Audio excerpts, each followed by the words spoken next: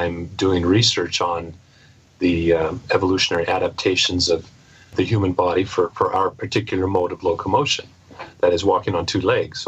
So the evolution, the timing and pattern of the adaptations associated with bipedalism have been foremost in my research interests. And so on the one hand, I grew up in the Pacific Northwest and certainly was familiar with the subject of Sasquatch, was introduced to it, and it was in 1968 when Roger Patterson came through Spokane, Washington, and showed his documentary featuring that famous film clip, 60-second film clip from Bluff Creek. But, my real involvement in this from an academic point of view came about in 96 when, so it's been, 20 years now, that I was brought up face to face with a very fresh set of footprints. And, what could be more fascinating for a student of human bipedalism than to be a direct witness to trace evidence of another bipedal primate? And so on that level, on that academic or intellectual level, it dovetails with my research interests perfectly. Perfect natural experiment, if such a creature exists, to better understand our own evolutionary history. But it goes without saying that the subject has this intrinsic quality to it that it's a mystery. And I've always loved the things that were lurking there on the fringes of science, of scientific knowledge, because for me, science has always been about exploration. I mean, I'm disciplined enough that I can put in the hard knocks and do the rote work in a research lab or in the field. But for me, my thrill is in exploration. I mean, it's in asking questions that have confounded the experts or have been, as you discussed, have been neglected or dismissed. It's the what if questions, and with a firm, solid footing, a basis in hard evidence.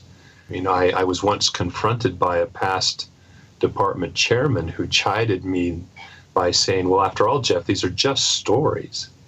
And I looked at him for a moment. I said, "Well, just stories that leave footprints, that shed hair, that void scat, that vocalize, that are witnessed by credible, experienced outdoorsmen and hunters and professionals." I said, "It's a lot more than just stories."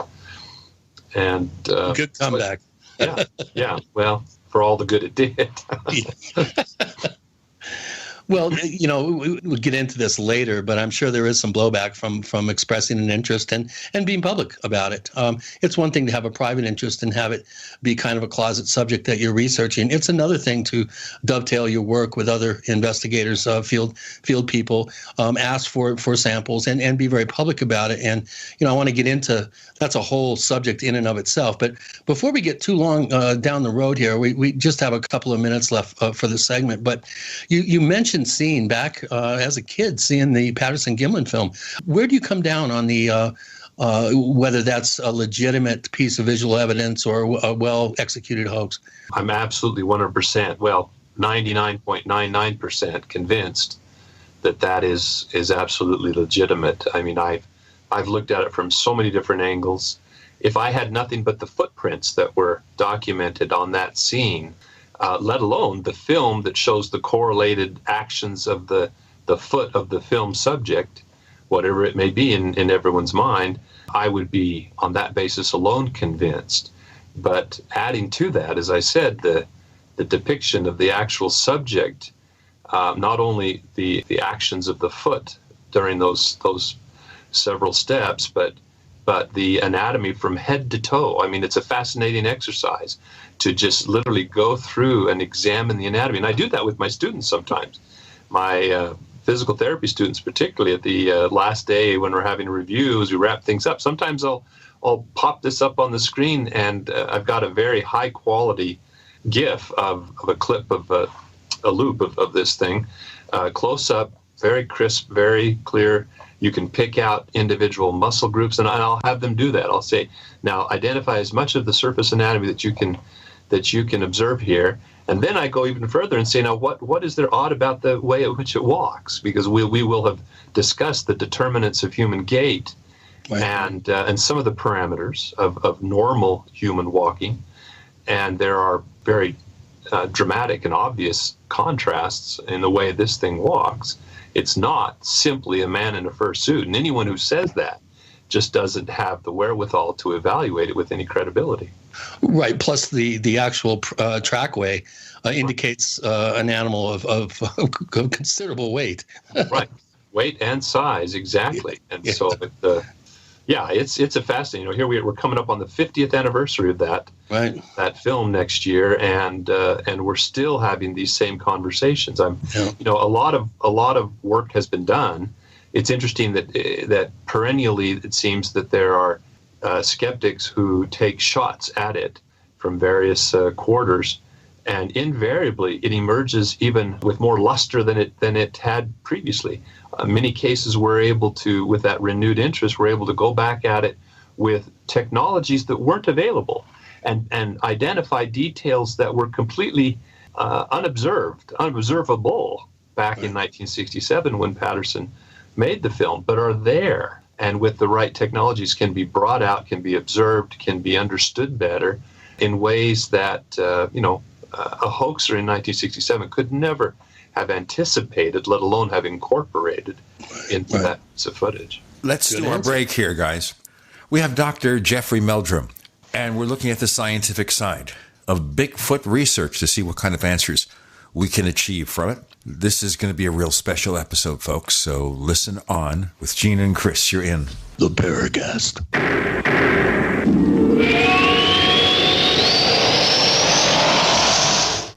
Neighbors, I want to tell you about my favorite graphics app. It's the award-winning Graphic Converter. Graphic Converter is the universal genius for photo editing on your Mac. Join over 1.5 million loyal users for this Swiss Army knife photo editing app. It gives you all you expect from a top-flight image editing app with tons of features, and most important, it's easy to use. It's also far less expensive than that other app that you can only get by subscription. You know the one I'm talking about. What's more, you can get 20% off with your order right now. So write this down to learn about Graphic Converter. Go to www.lemkesoft.de/Gene. Let me spell that. www.lemkesoft.de/Gene. All right, guys, we're ready for our Four Seasons sunroom, and Daddy's gonna get a rec room with refreshments. Oh no, we'll be sleeping under the stars. Mom, what about the one with, the fun? Nice try, little bro. It's a gym. My gym. Hey, Grandma's getting her Four Seasons garden room, weather tight and still like being outdoors. Maybe a living room. Oh no, wait, a family hub. Yeah! No matter what the budget, the season, or the climate, Four Seasons sunrooms let you and your family enjoy the outdoors inside. Call now to hear more about these great offers from the premier manufacturer of sunrooms since 1975. 4 reasons for 4 seasons now. To find out more, call toll-free 800-848-6333. That's 800-848-6333.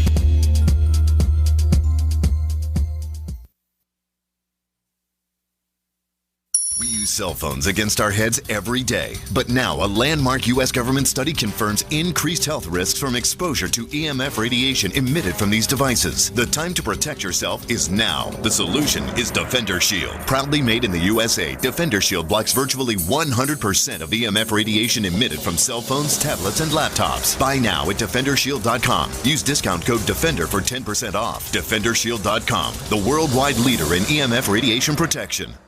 This is a life-changing message for anyone with sleep apnea who is on the go and tired of dragging around a big, bulky home CPAP device. Now there's finally a portable device that's as small as a soda can and weighs less than a pound. You can even add a battery that's as tiny as a deck of cards. It's the Transcend Mini CPAP, and if you're one of the first 100 callers, you can try Transcend risk-free for 10 days. So call now, 1-800-441-9833. Transcend is the world's first portable mini CPAP device. It gives you the freedom to sleep in total comfort anywhere you are. Our smallest and most advanced portable design ever, Transcend is so small and so light, you can fit it in your briefcase or purse to use anywhere you go. It's FAA compliant too, so you can even sleep comfortably while flying. To guarantee your 10-day in-home trial, you must be one of the first 100 callers to call minicpap.com now. 1-800-441-9833. Again, that's 1-800-441-9833. In these uncertain times, it makes sense to have a sustainable backup method to cook food and boil water. If your current plan includes using a fuel-burning stove or cooking over an open fire, then there's a much better way. The Minuteman Rocket Stove is a biomass-burning cooking stove that only requires small quantities of sticks and twigs for fuel. The Minuteman Stove is easy to use, smokeless, portable, powerful, and sustainable. For the finest in survival cooking stoves and fire starters made right here in the USA, go to MinutemanStove.com. That's MinutemanStove.com. We'd like to hear from you. If you have a comment or question about the Paracast, send it to news@theparacast.com. That's news@theparacast.com. And don't forget to visit our famous Paracast community forums at forum.theparacast.com. Before we go on, we're doing a real special for the holidays for the Paracast Plus. And that is, I put up 3 episodes from our premium area to give you an idea of what it's all about. It goes back to our episode of February 28th, 2016, the 10th anniversary episode. So we have the commercial-free version. We have the After the Paracast podcast, where we continue that interview. And we've got an interview from the other side of truth that Paul Kimball did with the ever-controversial Dr. Stephen Greer. It's all available from our forums, and I'll give you an idea of what we offer in the Paracast Plus, which is, of course, the commercial-free version of the show, the After the Paracast podcast, a growing video library, and lots more. And the price begins at $4.99 a month. Our price cheap. Check out plus.theparacast.com, plus.theparacast.com. We have Dr. Jeffrey Meldrum. He's a scientist who is exploring the mysteries of Bigfoot.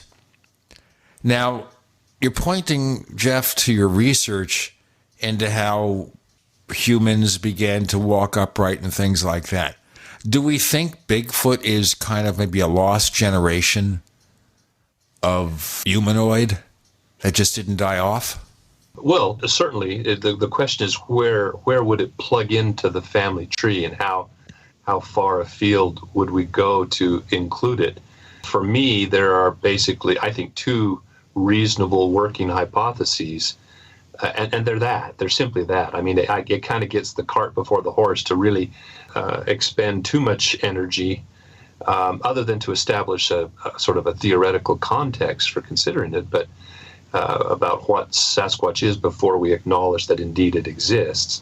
But for me, there's 2 possibilities. One, it has, well, both have been suggested by previous investigators and researchers. I think John Green was one of the first to suggest a connection with Gigantopithecus, as well as there were others back then too. But we know that this giant ape existed in Eastern Asia well into the Pleistocene, perhaps as recently as 200,000 years ago.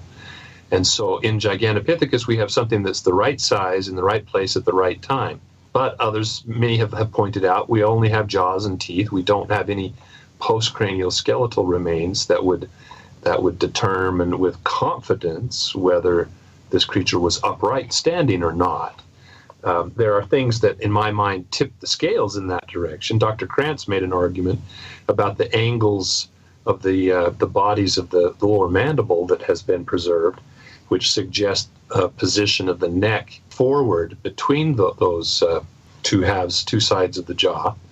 And also there are things, the shoulder of a large ape, especially one that has, any inclination to be climbing up in the trees, the shoulder's been modified in such a way that walking on all 4s is a bit problematic for the joints of the wrist and the elbow and the shoulder. And this is why chimps and gorillas, one of the reasons why they've adopted this unusual knuckle walking stance and have evolved that in concert, parallel to one another almost certainly. On the other hand, some would point to bipedalism as being a very exclusive adaptation that marks the advent of the hominin radiation, our immediate ancestors and relatives since the divergence from a ancestor shared with chimpanzees, so some 7 million years ago, 6 to 7 million years ago. If that's the case, I mean, the thing that you always have to bear in mind when posing this question, and there are those out there, who advocate this is just a lost tribe of people, it's just a feral human, a Homo sapiens, and there have been some more creative hypotheses thrown out there, I guess, as well. But if we look at what is it that defines Homo, for the longest time, until quite recently, the advent of tool use was the signature characteristic of the genus Homo. That's going to have to be modified now. Just a couple of years ago, some discoveries in East Africa have shown tool marks on archaeological remains on bones dating back to a time coincident with late Australopithecines. But the point simply is, when you look at Sasquatch, there's no material culture.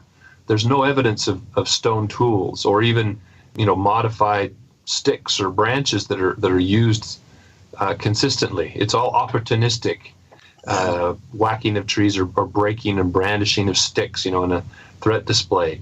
There's no evidence of home bases. There's no evidence of fire control. There's no evidence really of complex social structure.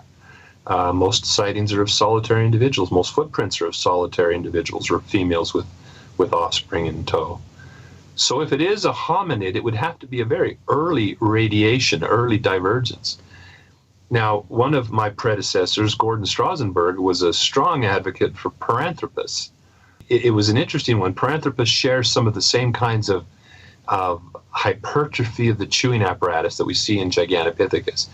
Big, deep jaws and thick molar enamel, enlarged premolars, and tiny incisors and canine teeth, non-projecting canine teeth, which allows for that side-to-side motion during chewing. And I always kind of, I thought, well, how could that be? I mean, you hear the fossil record for Paranthropus, ceased about 1.5 million years ago in East Africa, and Paranthropus only stood about 5.5, 5'8", males perhaps. So it's the wrong size in the wrong place at the wrong time. And I thought that would have ruled it out, except that just recently, you're probably aware of the discovery of Homo floresiensis, the hobbit in Southeast Asia, with a remarkably recent age of as young as perhaps 50,000 years now, as it's been modified up a little bit, but still 50,000 years is just a snap of the fingers in geologic time. Well, how do you, and everything points to Homo floresiensis being a very early Homo or even late Australopithecine. Skeletal anatomy, the thing has a brain the size of a chimpanzee.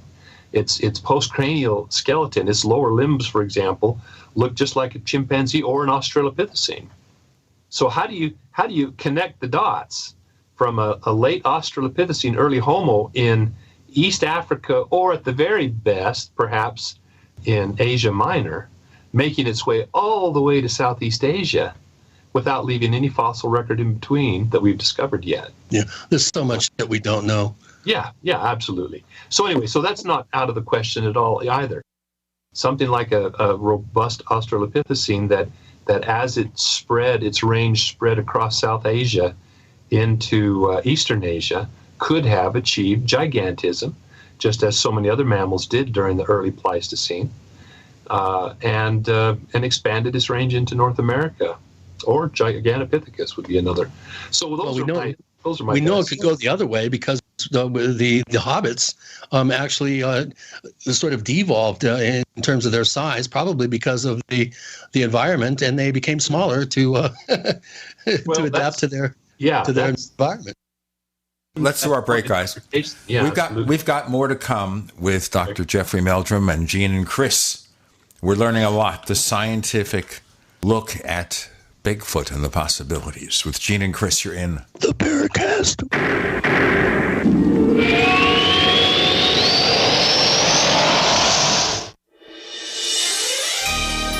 Thank you for listening to GCN.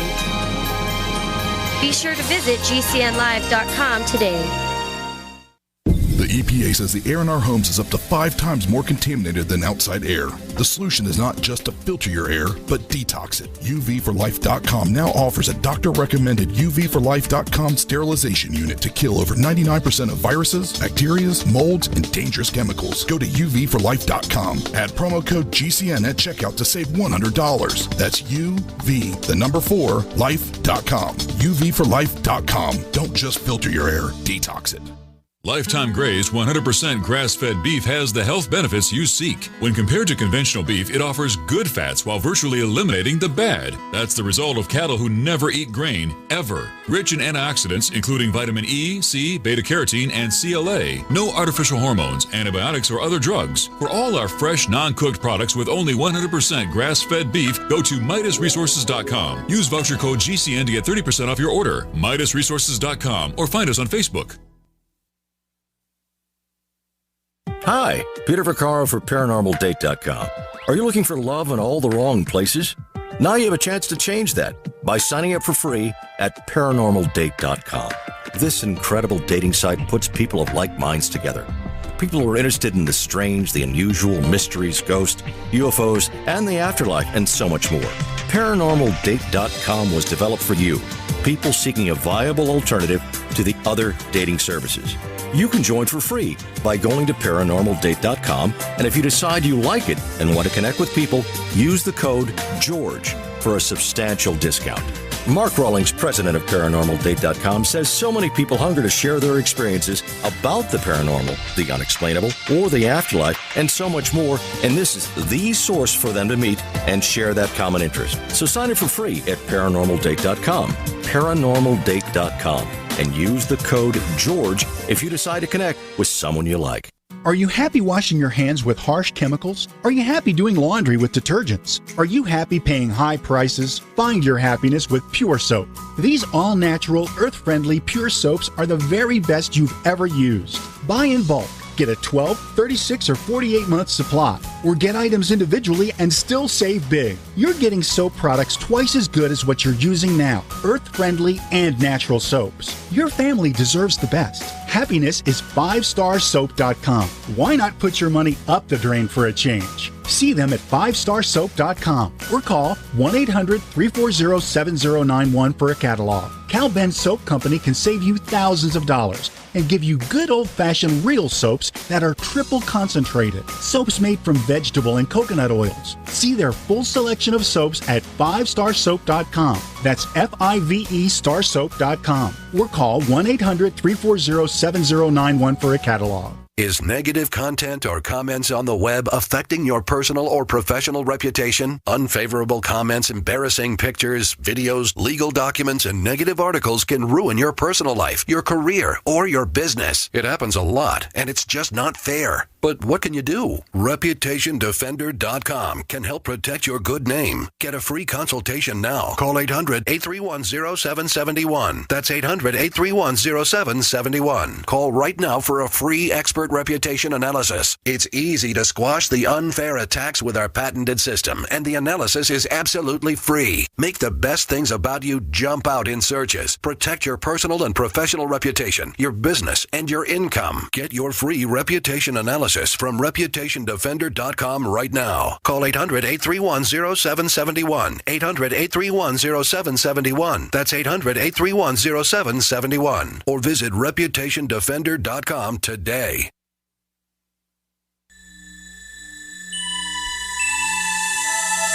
This is Jacques Vallée. You're listening to the Paracast, the gold standard of paranormal radio.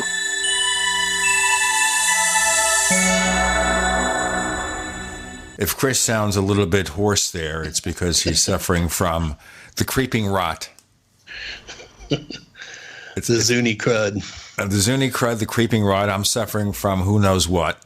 But I have the tissue here, and I've taken the antihistamines, which have done nothing to my voice, as most of you will notice.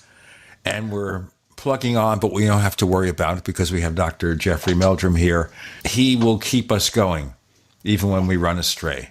Chris? I have a quick question, though.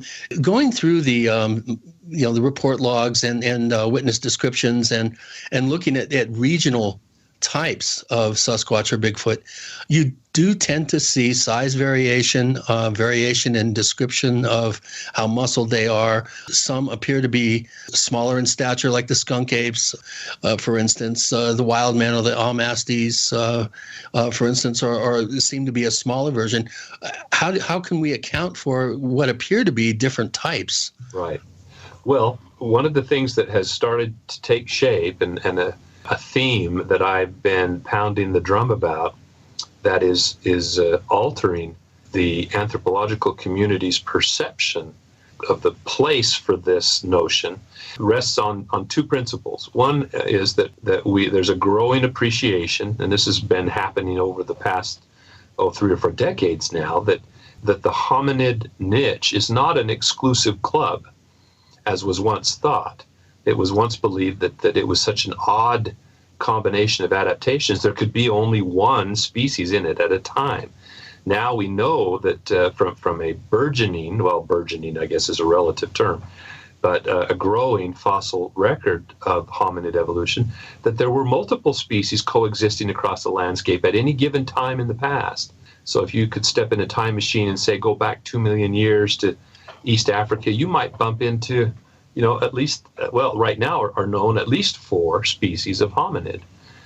If you could go back to East Asia as recently as 20,000 years ago, you might bump into any of a half a dozen different species living alongside Homo sapiens. So those two recognitions, those two acknowledgments, one, that there has been the rule rather than the exception has been the contemporaneity of many differently adapted hominid species living side by side across the landscape through time, and 2, the fact that recent revelations have shown that several of these branches, not many, but several of these branches have persisted until more recently than ever recognized. So we have hobbits that are at least as young as 50,000 years.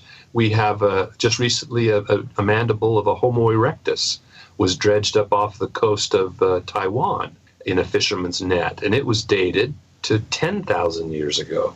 We have occupation sites attributed to Neanderthal that are perhaps as young as 10,000 years. We have Homo heidelbergensis found a specimen outside of Beijing that's less than 20,000 years.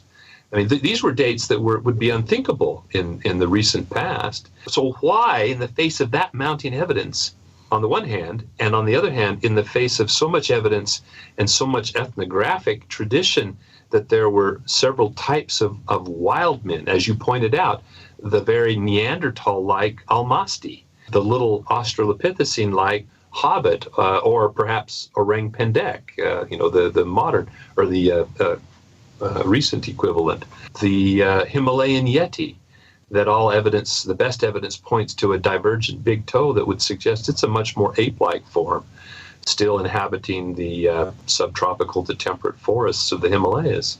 And the Sasquatch, with its equivalents seen in China, in Southeast Asia, in the Caucasus Mountains. I was recently over in Russia and followed up on a sighting of a creature whose description was remarkably similar to Sasquatch and left 17-inch footprints that were essentially indistinguishable in all their characteristics and their specifics, contrast to human footprints, remarkably similar to a Sasquatch track. What I'm hearing and what you're saying is that humanoid species are both older and newer than we previously suspected, that some branches survived for a longer period of time and might therefore still survive. That's right, absolutely. So the term I like to apply to that is relic hominoid, a species that once was more widespread, but now is restricted, now persists into the present in a more restricted range and distribution. And of course, hominoid refers to the superfamily Hominoidea, which includes us and the great apes. So it would encompass, things that are very ape-like, like the Yeti, or things that could be early hominins, like the Sasquatch, and things that could be very closely related to us, like the Almas. Now, this is interesting here because I listen to you and I'm hearing a scientist simply explain in a very logical way why these things can be. So why is it that scientists do not appear to accept any of this? It doesn't sound to me like it's anything outside the realm of logic at all.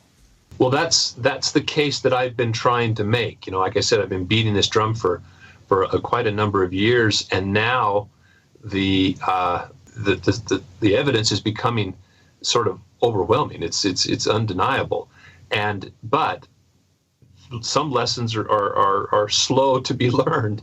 And as I said, there was this paradigm, this notion of a single species that was very influential in anthropology back in the 60s. And so, Ivan Sanderson wrote this encyclopedic tome in which he marshaled all this evidence for subhuman species around the world.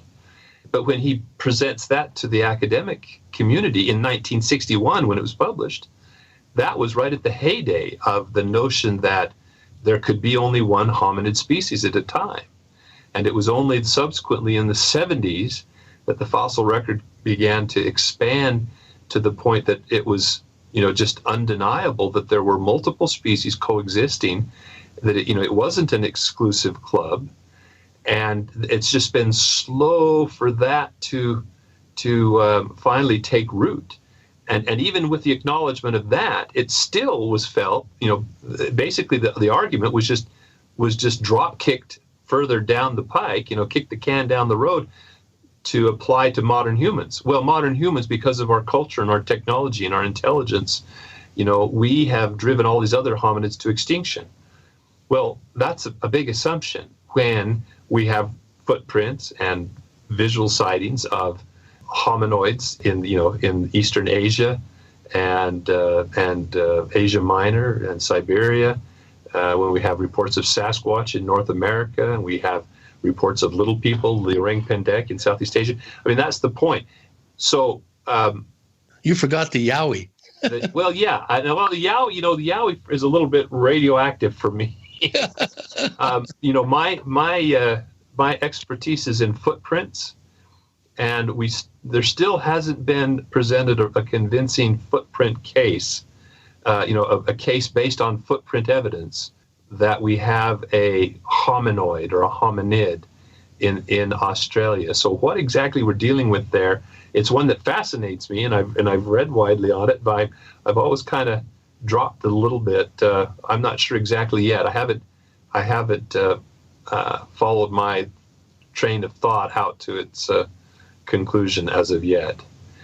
But the point I wanted to make, though, is while the formal institutional scientific community still is reluctant, this is the backdrop, I guess I should say.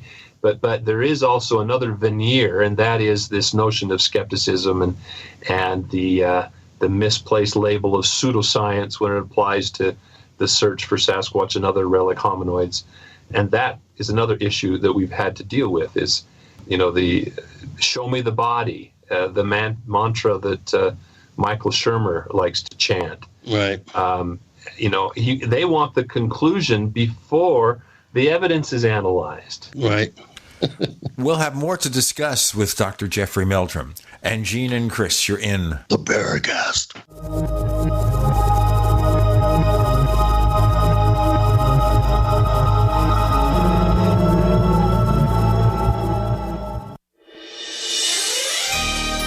Thank you for listening to GCN.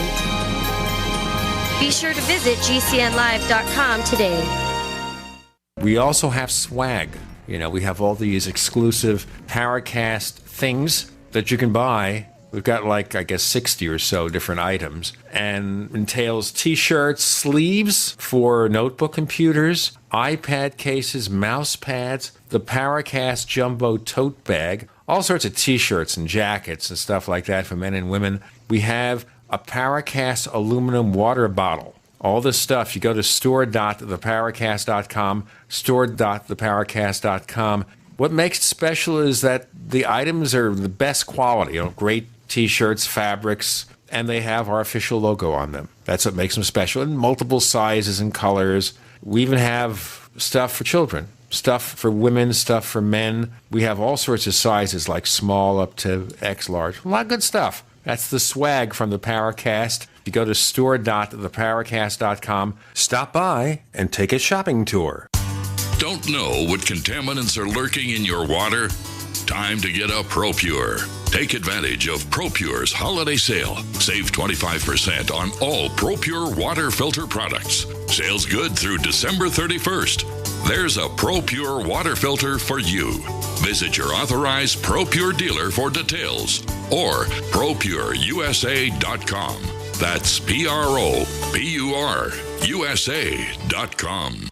Paid non-attorney spokesperson Adam Pulaski of the Pulaski Law Firm with principal office in Houston, Texas is the attorney responsible for the content of this ad. This ad is not legal advice, and the choice of a lawyer should not be based solely upon advertisement. Services may not be available in all states. Attention Xarelto users. If you or a loved one took Xarelto and suffered a serious bleeding event, you may be entitled to financial compensation. Xarelto is a popular prescription blood thinner used to prevent blood clots and protect patients from strokes. These serious bleeding events have led to numerous cases of hospitalization and even death. Phone lines are open 24/7. Call 800-261-0937. That's 800-261-0937.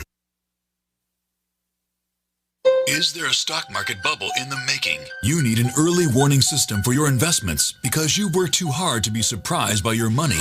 Now, guarding your wealth has never been easier. Introducing WealthGuard from OnTheMarkMoney.com, an early warning system that tracks all your accounts. WealthGuard lets you know in advance if your accounts are dropping. It works for all accounts, whether you work with us or not. Get WealthGuard today, 100% free. Go to OnTheMarkMoney.com. That's OnTheMarkMoney.com.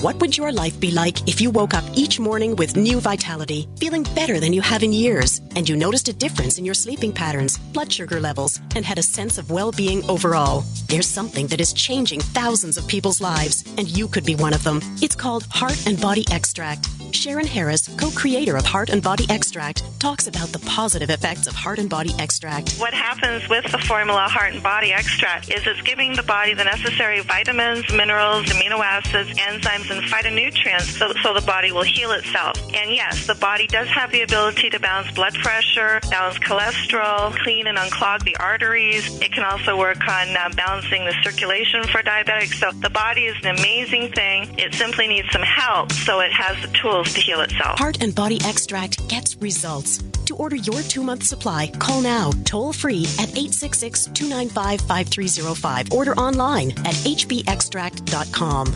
This is Ben Gordon, and if your teeth are stained from coffee, tea, or smoking, Power Swabs is the answer. In 5 minutes, you'll see 2 shades whiter teeth, and in 7 days, 6 shades. There's no messy strips or trays that you have to leave in your mouth for an hour. Just swab your teeth for 5 minutes, and you're done. To try Power Swabs, call 1-800-290-8480. Your bright white smile will have your friends talking about how great you look. Try it risk-free. 1-800-290-8480. That's 1-800-290-8480.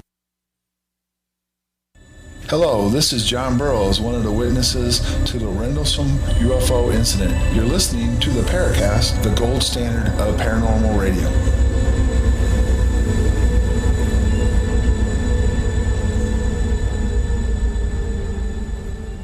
Now, my head cold feels a little bit better. I think it's because it's such an enjoyable episode. Dr. Jeffrey Meldrum is here to talk about discoveries into Bigfoot, Sasquatch. And it's enough to set off Siri. Sorry, I couldn't find anything like that.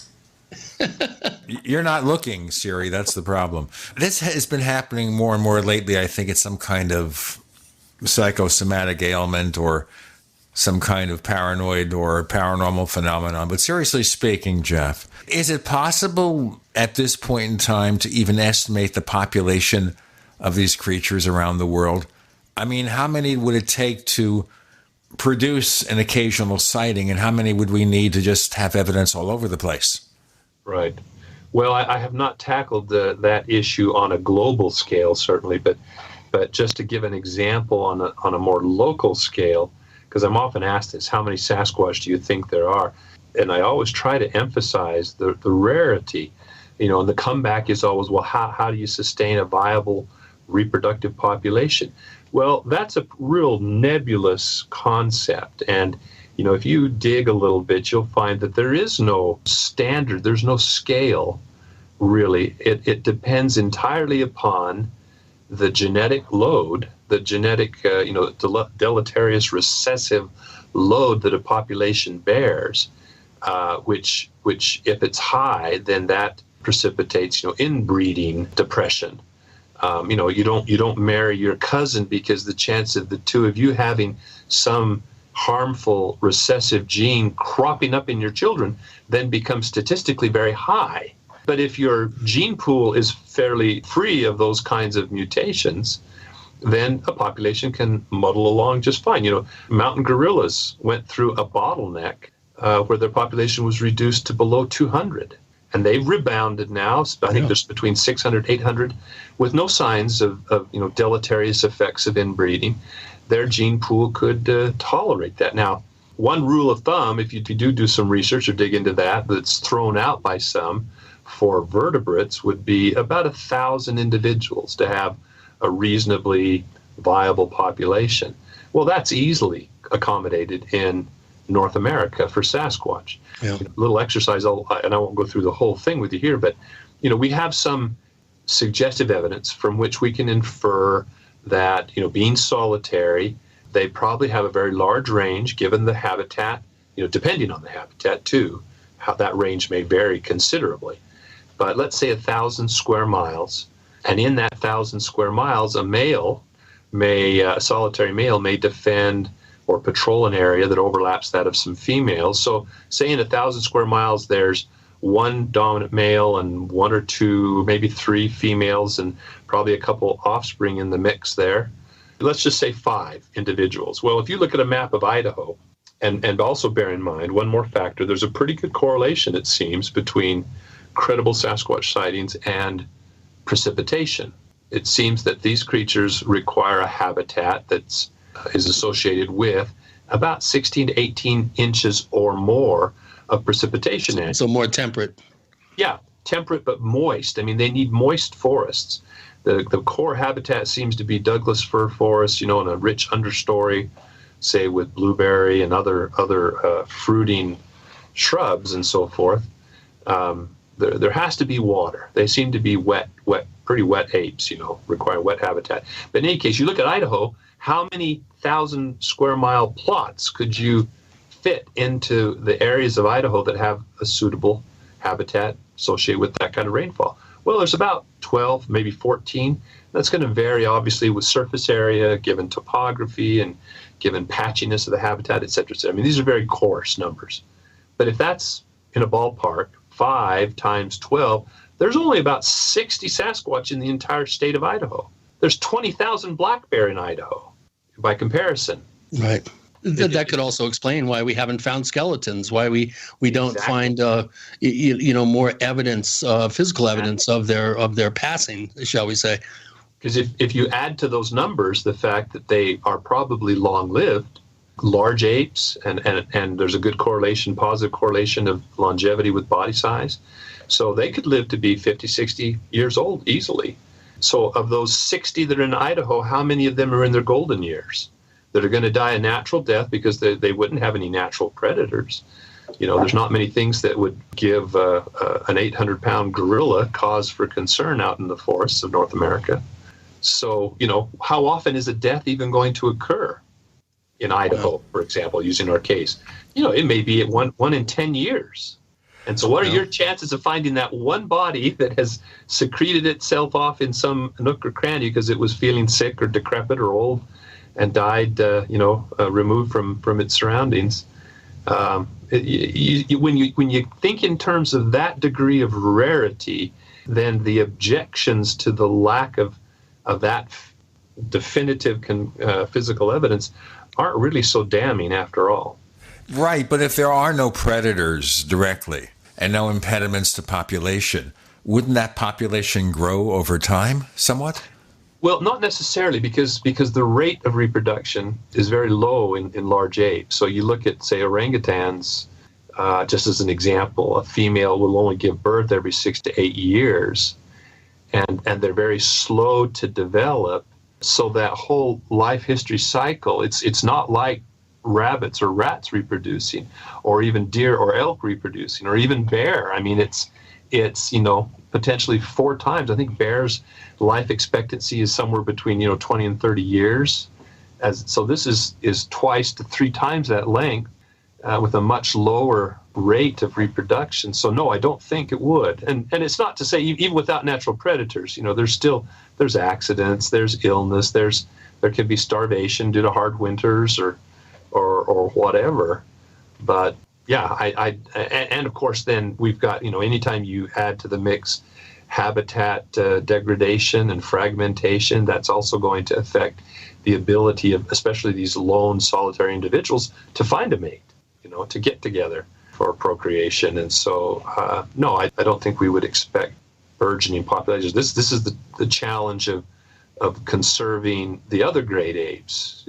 When a gorilla population goes down to a bottleneck like the mountain gorillas did, it takes them decades to rebound. Right. That's not even mentioning the vast spaces in British Columbia and parts of Alberta that very few people have ever even been. I mean, there's millions of acres up there that are virgin, untapped. There's no way in, no way out. There may be, a breeding population up there that's then kicking out the young males to go out on their own. But one thing that's always surprised me, and this is a figure that you could obviously argue about Sasquatch sightings in Oklahoma and Kansas, but according to my research, these types of creatures have been seen in 48 of 50 states, seen and reported. And that is unbelievable. I mean, where would a Bigfoot hide, or the DuPont monster, as he's called, in southern Illinois? Well, I think you used the operative word there. It is rather unbelievable. I just have a real hard time.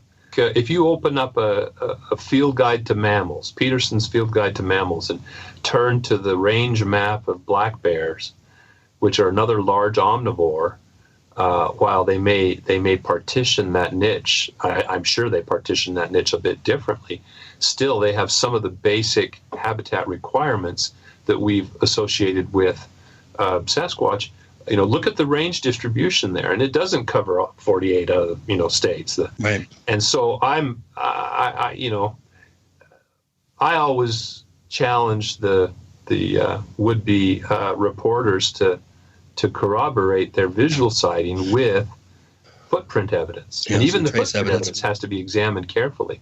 I mean, it's been my experience. I think those numbers are grossly overinflated, because when I've had the opportunity to track down and examine footprint evidence, you cannot take someone at their word, because most, with a few exceptions, there are experienced, qualified, authoritative witnesses out there, no doubt. But a lot of the footprint examples that are shared with me are, they could be potholes, they could be misidentified bear, lots of misidentified human footprints.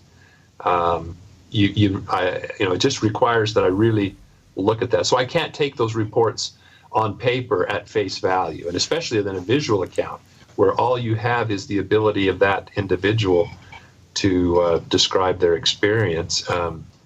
It's not necessarily reliable.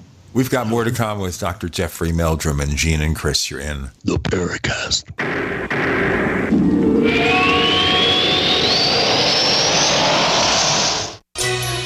Thank you for listening to GCN.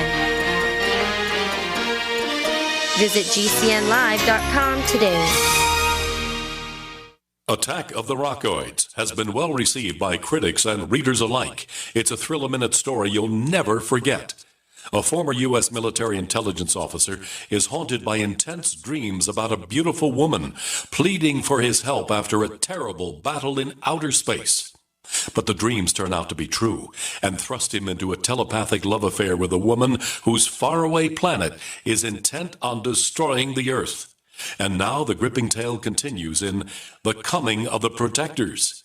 It's the second book of the Rockoids trilogy, a galaxy-spanning adventure that pits our hapless heroes against powerful, fanatical enemies that threaten the lives of freedom-loving beings everywhere. Attack of the Rockoids, and The Coming of the Protectors. Classic science fiction at its best, available now. For more details, visit rockoids.com. That's ROCKOIDS.com. I'm David Hall, founder of Diamond Gusset Jeans, here to wish you all a Merry Christmas. For over 20 years, we have built a loyal customer base with 100% American-made jeans featuring enhanced fit, comfort, durability, and style. Today, all of our inventory is discounted by 20%, so don't delay. Enjoy a wonderful shopping experience at Gusset.com. Thanks for keeping our American dream alive, the original Diamond Gusset jean. By now you know that wireless technology like cell phones do in fact pose dangers to the health and privacy of everyone. Block-It Pocket's wide range of products are unmatched in providing the protection you deserve. No scare tactics, just common sense. BlockItPocket.com offers quality American-made options to alleviate and eliminate these invisible dangers. Learn more at BlockItPocket.com or call 888-315-9618. BlockItPocket.com, enhancing health and privacy.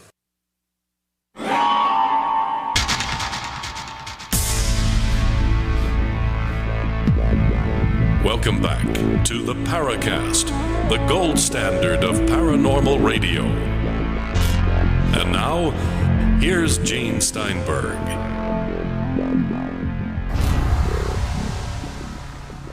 Now, a little bit later in the episode, we've got a number of questions from our listeners, which they posted in the Paracast forums at forum.theparacast.com. We're talking to Dr. Jeffrey Meldrum, one of the few academics who takes Bigfoot seriously.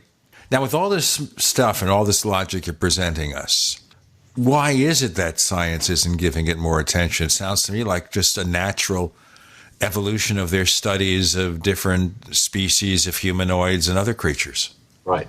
Well, I think we're slowly getting to that point, and I have, in some capacities, interaction with my colleagues where they are quite open. I edit an online scholarly journal with an editorial board that consists of PhDs and other professionals with the appropriate skill sets.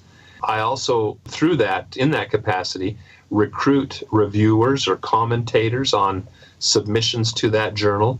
And I go after the best and the most prominent experts in the various fields, and many have been quite willing to offer their opinion and to give an objective scholarly commentary on those submissions. But it still has such a stigma attached to it that many are unwilling to jeopardize their career, their reputation. And I certainly wouldn't encourage a young assistant professor just starting down their career path to get mired in the controversy that surrounds it, unfortunately, openly. It's too, I can speak from experience, because I was not even idealistic enough to jump into the deep end of the pool before I had tenure. It was a bloody, bruising battle to get through that gauntlet because of the narrow-mindedness of many of my colleagues in my department and campus. So, but on the other hand, the reaction has spanned the gambit from my colleagues. There are those who are very, very interested and passionate about it, passionately curious about it. At the opposite extreme, there are those who have I can only describe as a visceral rejection of it for various reasons that we've touched on already. It's been an interesting. I've been at this now since '96, so 20-some years. Well, you've managed to emerge fairly unscathed. So whatever brand of academic Teflon that you're using, I would suggest patenting the recipe, because having dealt with a number of paranormal subjects and met scientists who are very interested in the subjects and heard about the same types of problems that they would encounter if they attempted to to be more public about their interests. Right.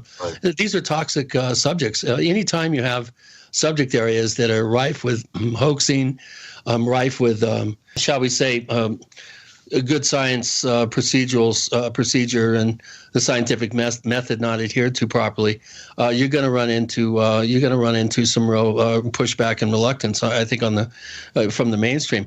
Where do you come down on Melba Ketchum's attempt a number of years ago, I think in 2012, where she attempted to get some DNA analysis of I think 17 or 19 samples? I'm not even sure if that ended up being the final number. Could you give our listeners maybe a little rundown on that particular effort and what they did wrong, what they did right, and how we can improve it next time? Right. Well, in fact, I just published or posted in our journal an article by a PhD chemist who did a fantastic review of not only Dr. Ketchum's study, but Dr. Sykes and a couple of other DNA analyses of alleged Sasquatch samples. And I'd encourage your reviewers to check that out. It's at the Relic Hominoid Inquiry, which is just simply isu.edu/RHI. But he was actually quite kind and pointed out some of the shortcomings.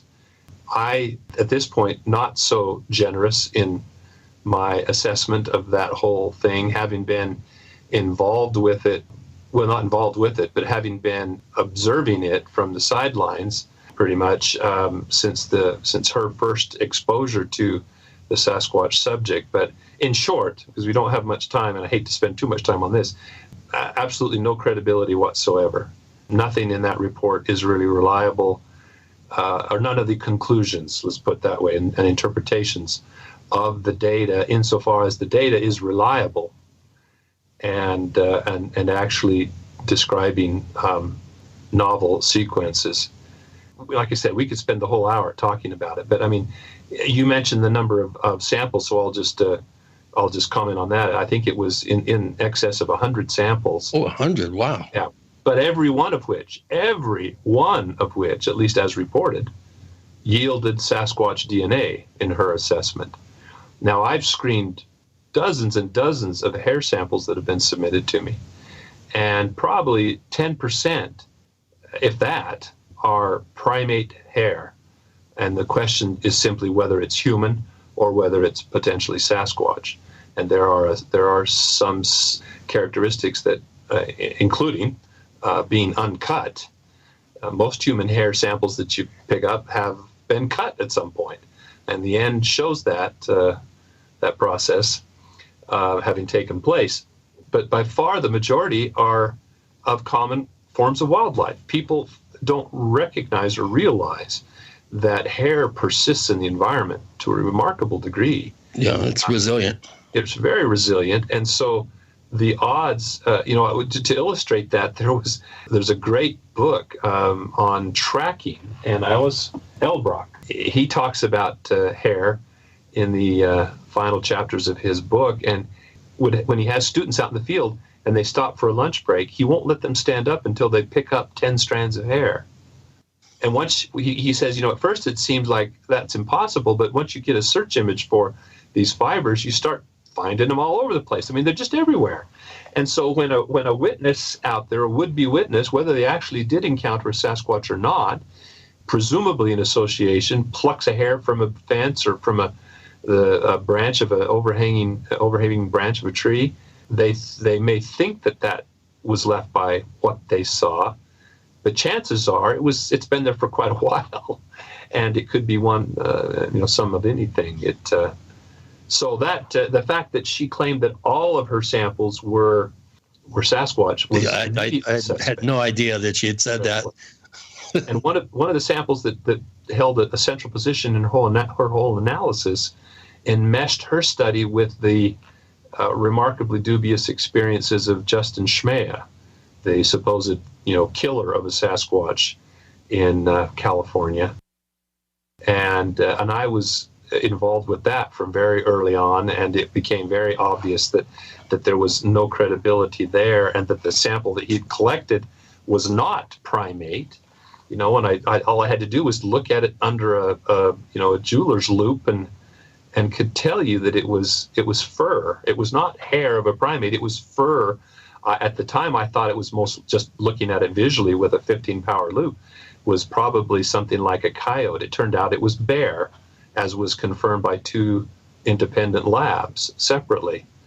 And yet she still included that in her study and said that it was the best sample that she had. Oh, God.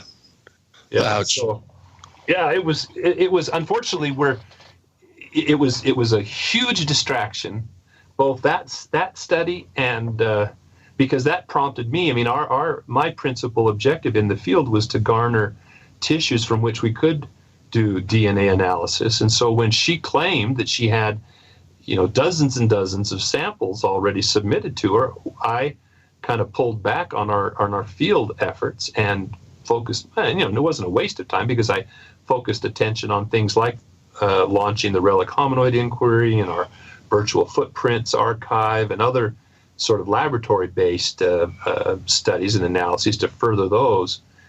But, we were crossing our fingers that she was going to, pull the rabbit out of the hat. Unfortunately, that's what she pulled out of the hat. It's just a rabbit, no Sasquatch. A rabbit, a bear, some coyotes, maybe a couple of lions and tigers and bears, oh my. We're going to have more creatures coming at us if we don't do our break. All Dr. right. Jeffrey Meldrum with Gene and Chris, you're in Paracast.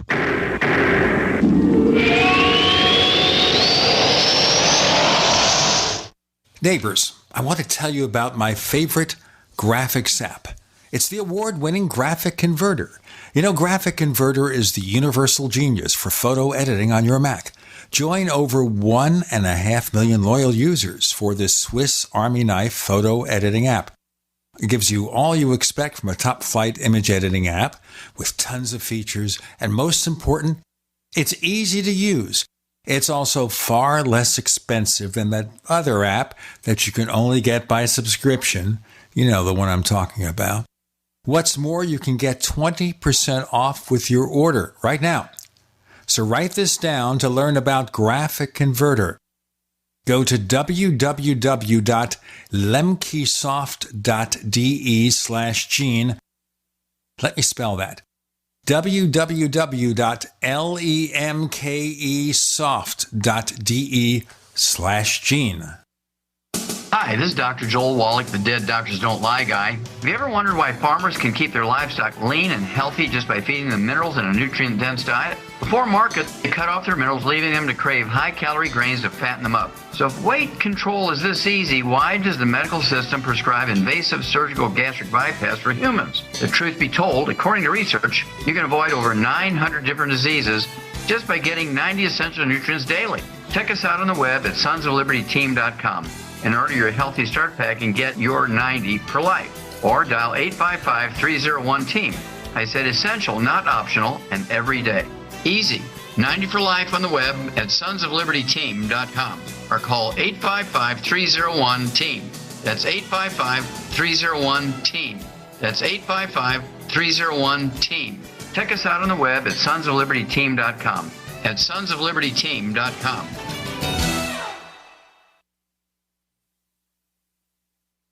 This is Dan Pilla. Do you owe the IRS money you can't pay? Are tax debts crippling you? I've defended people from the IRS for over 30 years. I've helped thousands, and I can help you too. I wrote the book on IRS settlement, and I'm telling you, there's no such thing as a hopeless case. Call 800-34-NO-TAX to finally get free of IRS debt. With the IRS's new programs, there's never been a better time to solve your problem. Call 800-34-NO-TAX. That's 800-34-NO-TAX, or my website, danpilla.com. Hi, Peter Vaccaro for ParanormalDate.com. Are you looking for love in all the wrong places? Now you have a chance to change that by signing up for free at ParanormalDate.com. This incredible dating site puts people of like minds together. People who are interested in the strange, the unusual, mysteries, ghosts, UFOs, and the afterlife, and so much more. ParanormalDate.com was developed for you, people seeking a viable alternative to the other dating services. You can join for free by going to ParanormalDate.com, and if you decide you like it and want to connect with people, use the code GEORGE for a substantial discount. Mark Rawlings, president of ParanormalDate.com, says so many people hunger to share their experiences about the paranormal, the unexplainable, or the afterlife, and so much more, and this is the source for them to meet and share that common interest. So sign up for free at ParanormalDate.com. ParanormalDate.com. and use the code GEORGE if you decide to connect with someone you like. Attention citizens. This man has received national attention for accurately predicting every major financial trend, including the market crash of 2008. His name is Harry Dent, and in his newly released book, he is making even bigger and bolder predictions that have the potential to devastate the world economy and your personal wealth. You can get a free copy of Harry Dent's bestseller, The Sale of a Lifetime, containing never-before-published information by simply visiting www.saleofalifetime.com/free book. Again, that's saleofalifetime.com/free book. We'd like to hear from you. If you have a comment or question about the Paracast, send it to news@theparacast.com. That's news@theparacast.com. And don't forget to visit our famous Paracast community forums at forum.theparacast.com. Welcome back, everyone. We've been talking with Dr. Jeffrey Meldrum here, and we do have quite a number of questions. We have covered a lot of them already. I have one, though, that I think is the $64,000 question. Do we have any DNA evidence that supports the existence of a Bigfoot-type animal? Do we have any? Yes. No. Short answer is no. Unfortunately, we don't. I mean, there have been a couple of little suggestive things. You may remember the documentary from Monster Quest where we went up to the Snellgrove Lake in Ontario. Right. And we had rocks thrown at us, and there was that infamous nail board or screw board, and tissues were collected from that. And one of the participants in that outing, Kurt Nelson, went to great lengths to try to get DNA from a badly degraded sample, and was only able to get a small fragment of about 300 base pairs. But there was an interesting substitution that had not been reported for humans, but was common to chimpanzees. So we know it wasn't chimpanzee DNA up there, but with only 300 bases, and given the extraordinary lengths he had to go to isolate and purify that sample, the more you manipulate, the more chances there are for a misread or some alteration. Right. And so 1 out of 300 just isn't enough. So that was suggestive, but all of Melba's is unreliable, is not definitive by any means of an unknown species, and certainly not some hybrid, as she had advocated long before she ever had DNA samples. What was the term that she used? The God gene or something that just absolutely blew the whole thing out of the water just from that one term? I'm not familiar with that. It caught me off flat-footed there on that one. There was some term in there that just the debunkers jumped all over it. Oh, well, the most ridiculous things was when she published the minimum spanning tree to show the affiliations, the closest affiliations of the sequences to other taxa that she had garnered from the databases. One of the closest ties was to Galagocrassidens, which is a galago. It's a little prosimian, a lemur-like thing from Madagascar. And she, when describing this on the radio at one point, she said, this was struck us as very odd, until we learned that there was a subfossil lemur that weighed 400 pounds in Madagascar that only went extinct, 10,000 years ago. I did not know that. Well, yeah. So we went from some subhuman hooking up with a European human female to now we've got a human female of 15,000 years ago in Europe, somehow making it down to Madagascar to hook up with a 400-pound lemur. Dang, she gets around. And from that produced the lineage that gave rise to Sasquatch in North America. It sounds like a real party girl. Yeah. So anyway, so that's the lengths that it went to incredulity. But then unfortunately, Dr. Sykes' samples did not seem to yield, reportedly did not yield any DNA that couldn't readily be attributed to common forms of wildlife. I had been very hopeful when Dr. Sykes came on the scene that this would be, some redemption for the debacle that was the Ketchum study. And, I think he went about it very systematically, although Dr. Hart shows some of the shortcomings in his experimental design as well.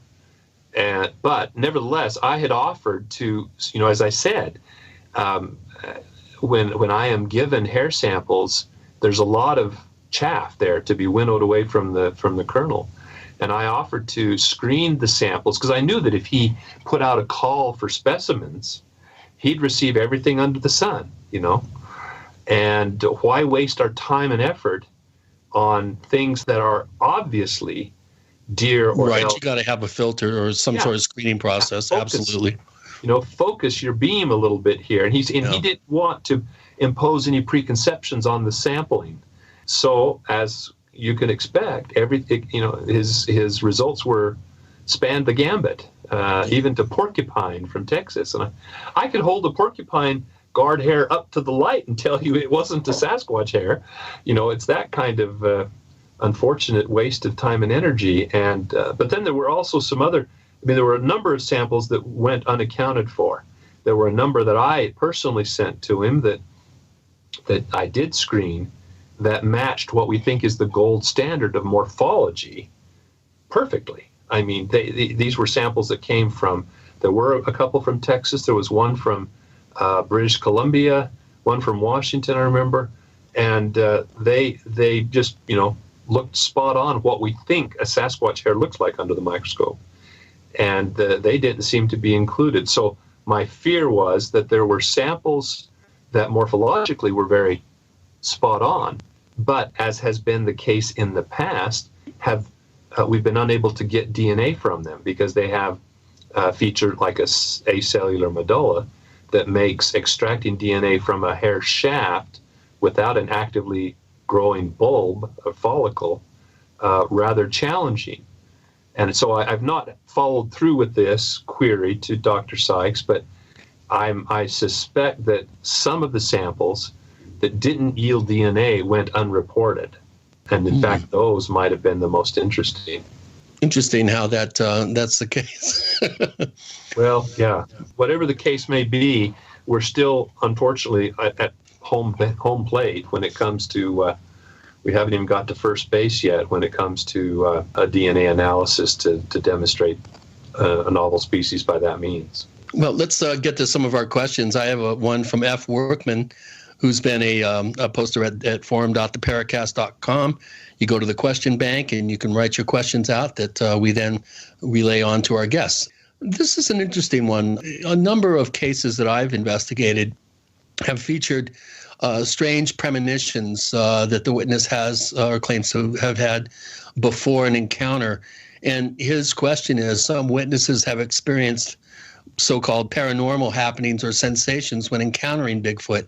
And he's wondering if you have any theories why some witnesses have felt a presence, like an abnormal feeling of fear or dread, before a visual, olfactory, or some sort of sonic event that they can, in their own minds, attribute to a Sasquatch. Right.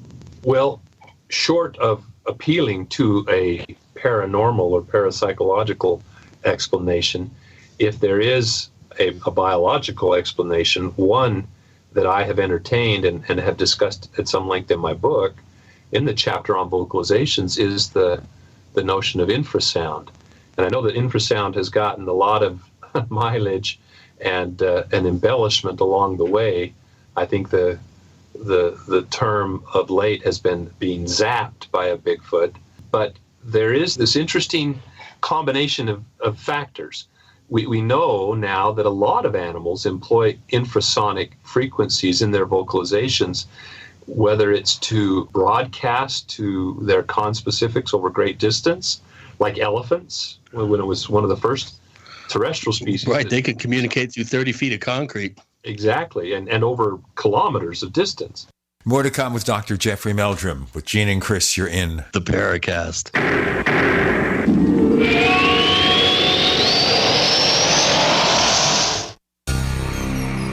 Thank you for listening to GCN. Visit GCNlive.com today. Did you know your car can be hacked just like your computer or phone? Hackers can hijack the signal of your own key fob to burglarize your vehicle in seconds. The Black Hole Faraday key fob bag is a signal impenetrable shield that stops these hacks in their tracks. Protect one of your most valuable assets. Go to hackproofbag.com. That's hackproofbag.com and use promo code RADIO to get 20% off. or call 805-222-4584. 805-222-4584. This is Ben Gordon, and if your teeth are stained from coffee, tea, or smoking, Power Swabs is the answer. In 5 minutes, you'll see 2 shades whiter teeth, and in 7 days, 6 shades. There's no messy strips or trays that you have to leave in your mouth for an hour. Just swab your teeth for 5 minutes, and you're done. To try Power Swabs, call 1-800-290-8480. Your bright white smile will have your friends talking about how great you look. Try it risk-free. 1-800-290-8480. That's 1-800-290-8480. Individuals and businesses with tax problems, listen carefully. Do you feel like you're losing control over your finances? If you owe over $10,000 in back taxes or have unfiled tax returns, we can help you take back control. The IRS is the largest and most aggressive collection agency in the world, and they can seize your bank account, garnish your paycheck, close your business, and file criminal charges. Take control of your tax problems now by calling the experts at Tax Mediation Services and take advantage of the Fresh Start program and new laws that may allow us to negotiate a settlement for the lowest amount possible. Our team of tax attorneys and enrolled agents can stop collections and get you protected so you can take control of your financial future. Tax Mediation Services is accredited by the Better Business Bureau. Call now for a free case review and a price protection guaranteed quote. Call Tax Mediation Services now at 800-615-7709. That's 800-615-7709. 800-615-7709. Paid non-attorney spokesperson. Injury Help Desk is responsible for this advertisement. Principal office, Las Vegas, Nevada. This ad is not legal advice, and the choice of a lawyer should not be based solely upon advertisements. Services may not be available in all states. Attention heartburn drug users. If you or a loved one has taken Nexium, Prevacid, or Prilosec to treat heartburn, acid reflux, or indigestion, and suffered serious kidney damage, chronic kidney disease, or kidney failure, you may be entitled to substantial financial compensation. Studies from the JAMA Internal Medicine indicate a significant increased risk of acute and chronic kidney disease from taking proton pump inhibitors. If you or a loved one was diagnosed with kidney failure or chronic kidney disease after taking Nexium, Prevacid, or Prilosec to treat heartburn, acid reflux, or indigestion, you may be entitled to substantial financial compensation. Act now. Time is limited to file a claim. For a free consultation and free information, call Injury Help Desk now. You may be entitled to substantial financial compensation. Call 800-225-8944. That's 800-225-8944. Again, 800-225-8944. Call now. Winter has just begun, and are you already tired of being cold? How would you like to never be cold again? This is Dale with Fortress Clothing, and I'm here to tell you, you will never be cold again with Fortress. If you're tired of freezing your butt off, elk hunting, sitting in a tree stand, deer hunting, winter camping, fishing, ice fishing, no longer fear the cold. If you snowmobile, ski, snowboard, get Fortress. Sledding with the kids, shoveling the walks, shopping, or if you or your spouse get cold feet at home, get Fortress. If you're stuck outside working in the cold or find yourself in an emergency situation, get our winter bug out bag and you will never be cold again. Fortress is the answer, so quit complaining and go to fortressclothing.com. It's a mid-layer garment that goes with anything you want to wear. Enter coupon code RADIO and get 20% off any item. Go now while we still have inventory. fortressclothing.com.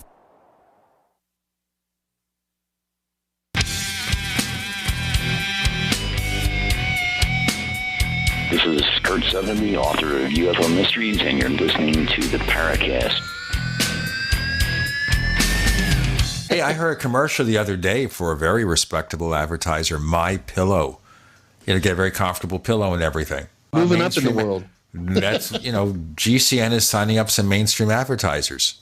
Well, we must be doing something right there, Gene. Well, I'm not getting paid for it, and you're not getting paid for it, so it doesn't really help. We have Dr. Jeffrey Meldrum, and we didn't pay him either. He's just a nice guy. That's why he shows up. Very nice, very gracious to come on the show. We do consider ourselves kind of the 60 Minutes of the paranormal. We don't, suspend our disbelief and scratch our guests' bellies. We make them work. Oh, here's some more questions that are pretty interesting. This is from Ronaway. He's been a longtime poster at forum.theparacast.com, where you guys get to ask questions of our wonderful guests. And he says, as with UFO sightings, he believes that it is ludicrous to think that all Sasquatch sightings are either fabricated or a misidentification. Do you believe that the government agencies are fully aware of the creature's existence? And if so, what is your favorite theory for the cover-up? Yeah. I know there are a lot of there are a lot of people out there who have experiences or claim experiences with men in black and unmarked aircraft and so forth. I've not had any of those. Either I'm disseminating great disinformation unwittingly, and so they're just letting me go, or has been suggested that if I was intimidated or accosted, that I'd be too visible rather, too much in the public eye, so they have to just kind of let me go on my own. But the experiences I have had where there has been intentional, overt suppression of information or evidence, it has primarily resulted from, much like in the scientific community, it's this attitude that it can't exist. It's a wild goose chase. I don't want to be embarrassed by any reports that are taking place on my watch, or two, I don't want to be challenged about spending taxpayers' money. You may have seen the ridiculous news coverage about an event that I participated down at the University of New Mexico at Gallup, where an unscrupulous reporter teamed up with a desperate politician to try to create a scandal to get publicity for his re-election bid, apparently, is what it seems to boil down to. But a public event that was well known for months and months and months, it suddenly became a hot topic. And the bottom line was, how was state money being spent to finance a gathering, a conference on Bigfoot, and to underwrite some field exploration to visit some of the sites and see some of the habitat and visit with some of the local witnesses. So that those two things, I think, are much more. Certainly, there's also, in industry, the forest or logging industry certainly doesn't want to have a lot of amateur investigators tromping through and trespassing on private property. So I think there's a potential for suppression of information there. You hear stories about loggers who are told to just don't tell, don't talk about it. We don't want to draw attention. We don't want this to be the mother of all spotted owls type situation. Right.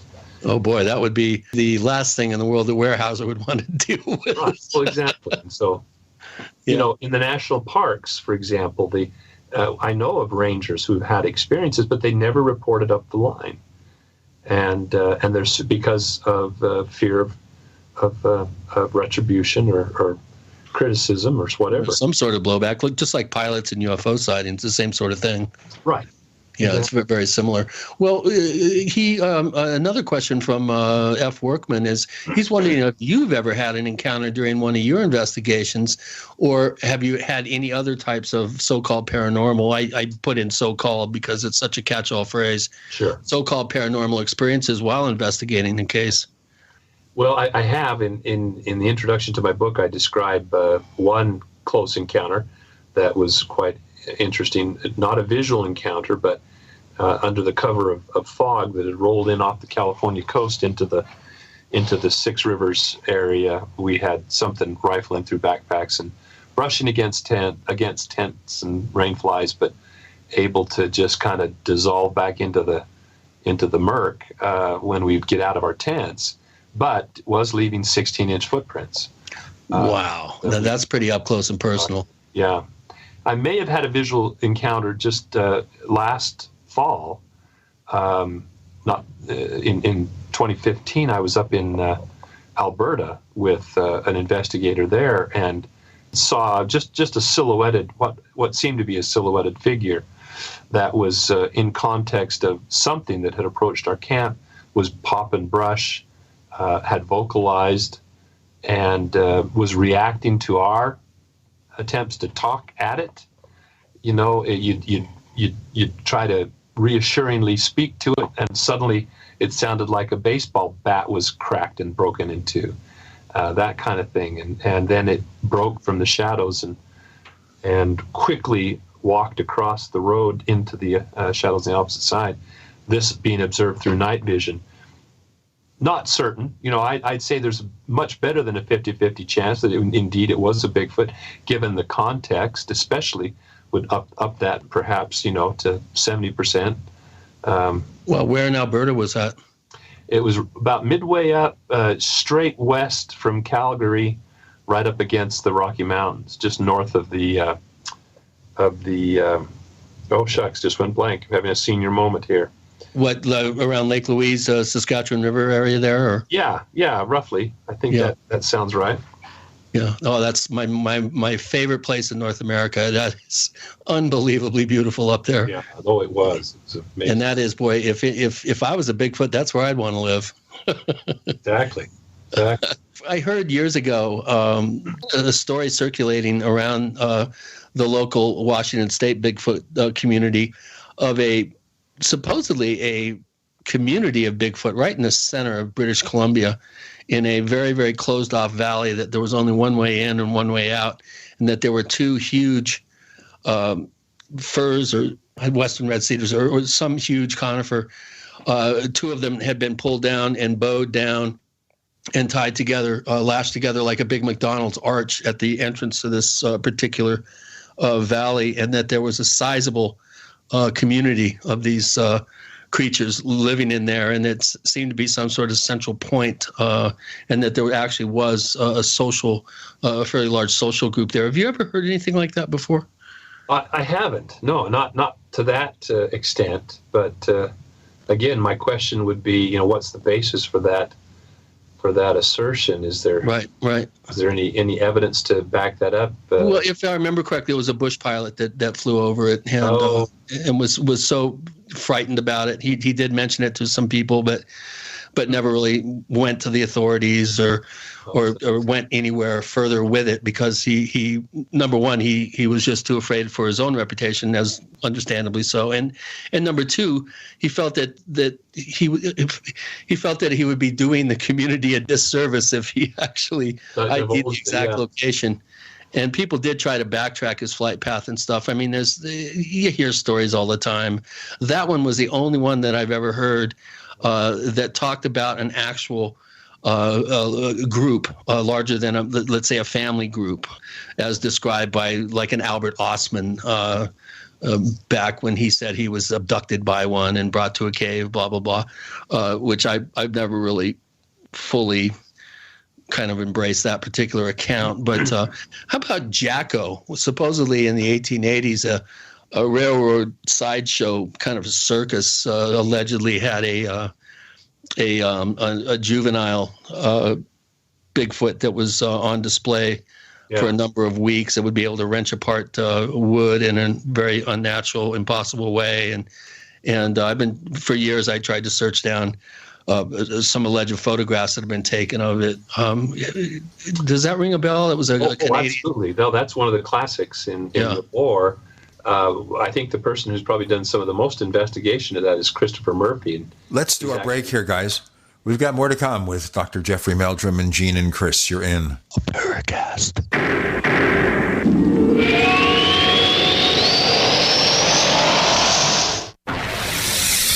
You are listening to GCN.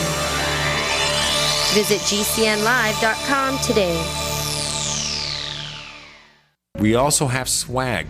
We have all these exclusive Paracast things that you can buy. We've got 60 or so different items, and entails t-shirts, sleeves for notebook computers, iPad cases, mouse pads, the Paracast Jumbo tote bag, all sorts of t-shirts and jackets and stuff like that for men and women. We have a Paracast aluminum water bottle. All this stuff, you go to store.theparacast.com, store.theparacast.com.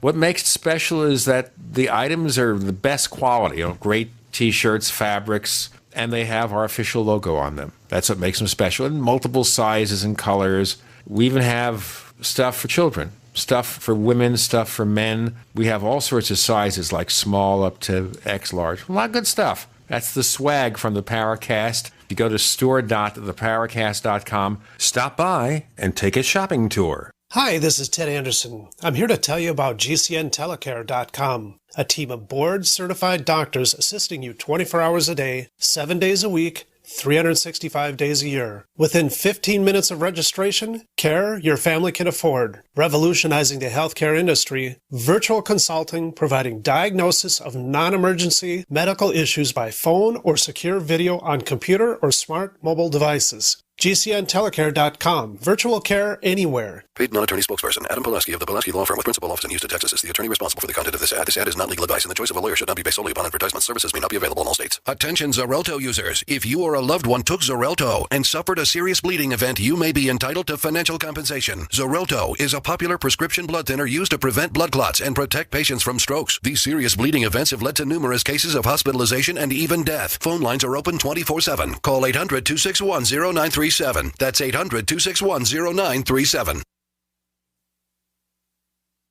How confident are you in your food storage? If it was all you had to rely on, would it sustain your family? Hard times, good times, or any time, New Manna Storable Food is the proven superior choice. Learn for yourself what happened when one man ate only New Manna Storable Food for an entire month. Online at PowerPrepper.com. That's PowerPrepper.com. Experience the New Manna difference. American-made food stores I love to eat. Yum! This is a healthcare alert from the Pain Relief Hotline. If you, a family member, or a loved one suffers from knee, back, shoulder, or ankle pain and have Medicare as your primary insurance, we've got great news. You don't have to suffer any longer. You can immediately qualify for a pain-relieving brace at little or no cost to you by calling our 24/7 Pain Relief Hotline at 866-389-0620. Delivery is free and all paperwork is handled for you. If you are on Medicare and have knee, back, shoulder, or ankle pain, don't wait. You can qualify to immediately receive a pain-relieving brace at little or no cost by calling our 24/7 Pain Hotline now at 866-389-0620. Our representatives are standing by 24/7 to take your call and rush you your pain-relieving brace at little or no cost to you. Shipping is free and all paperwork is handled for you. Just call 866-389-0620. That's 866-389-0620. Again, 866-389-0620. Cancer categorizes over 100 diseases. Though we do not diagnose, treat, or cure cancer, GCN team is offering the Clemson University study where there was up to a 95% reduction in cancerous cells when exposed to a plant-derived mineral supplement. If you or a loved one are searching for answers to this horrifying disease, come to GCNteam.com or call 877-878-4203. We'll email you a copy for free. That's 877-878-4203.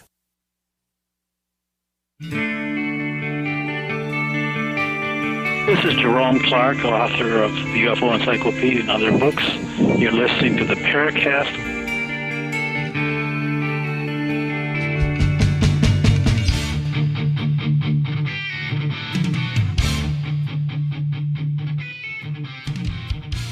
So as we progress towards the final leg of our journey here, let me remind you that we do have a free Paracast Plus sampler at our forums at forum.theparacast.com. We have 3 or 4 samples up there where we give you a sample of the commercial-free version of the Paracast, a sample of After the Paracast, and one of the videos that we've posted. And you could check those out. And if you like what you hear, just subscribe at plus.theparacast.com. That's plus.theparacast.com. The prices start at just $4.99. Our price, cheap, has to be $4.99. What is that? Less than a Starbucks. Chris, what's a Starbucks coffee cost now? I don't go to Starbucks. I heard they just recently raised their prices, so I think it's even less now. So therefore, the Paracast Plus becomes an ever greater value. Makes a great Christmas gift for your paranormal boyfriend. Or paranormal girlfriend or whatever. Or paranormal girlfriend or your imaginary girlfriend. I'm sure she'd like that too. That's right. You can have an imaginary viewing. Plus.theparacast.com.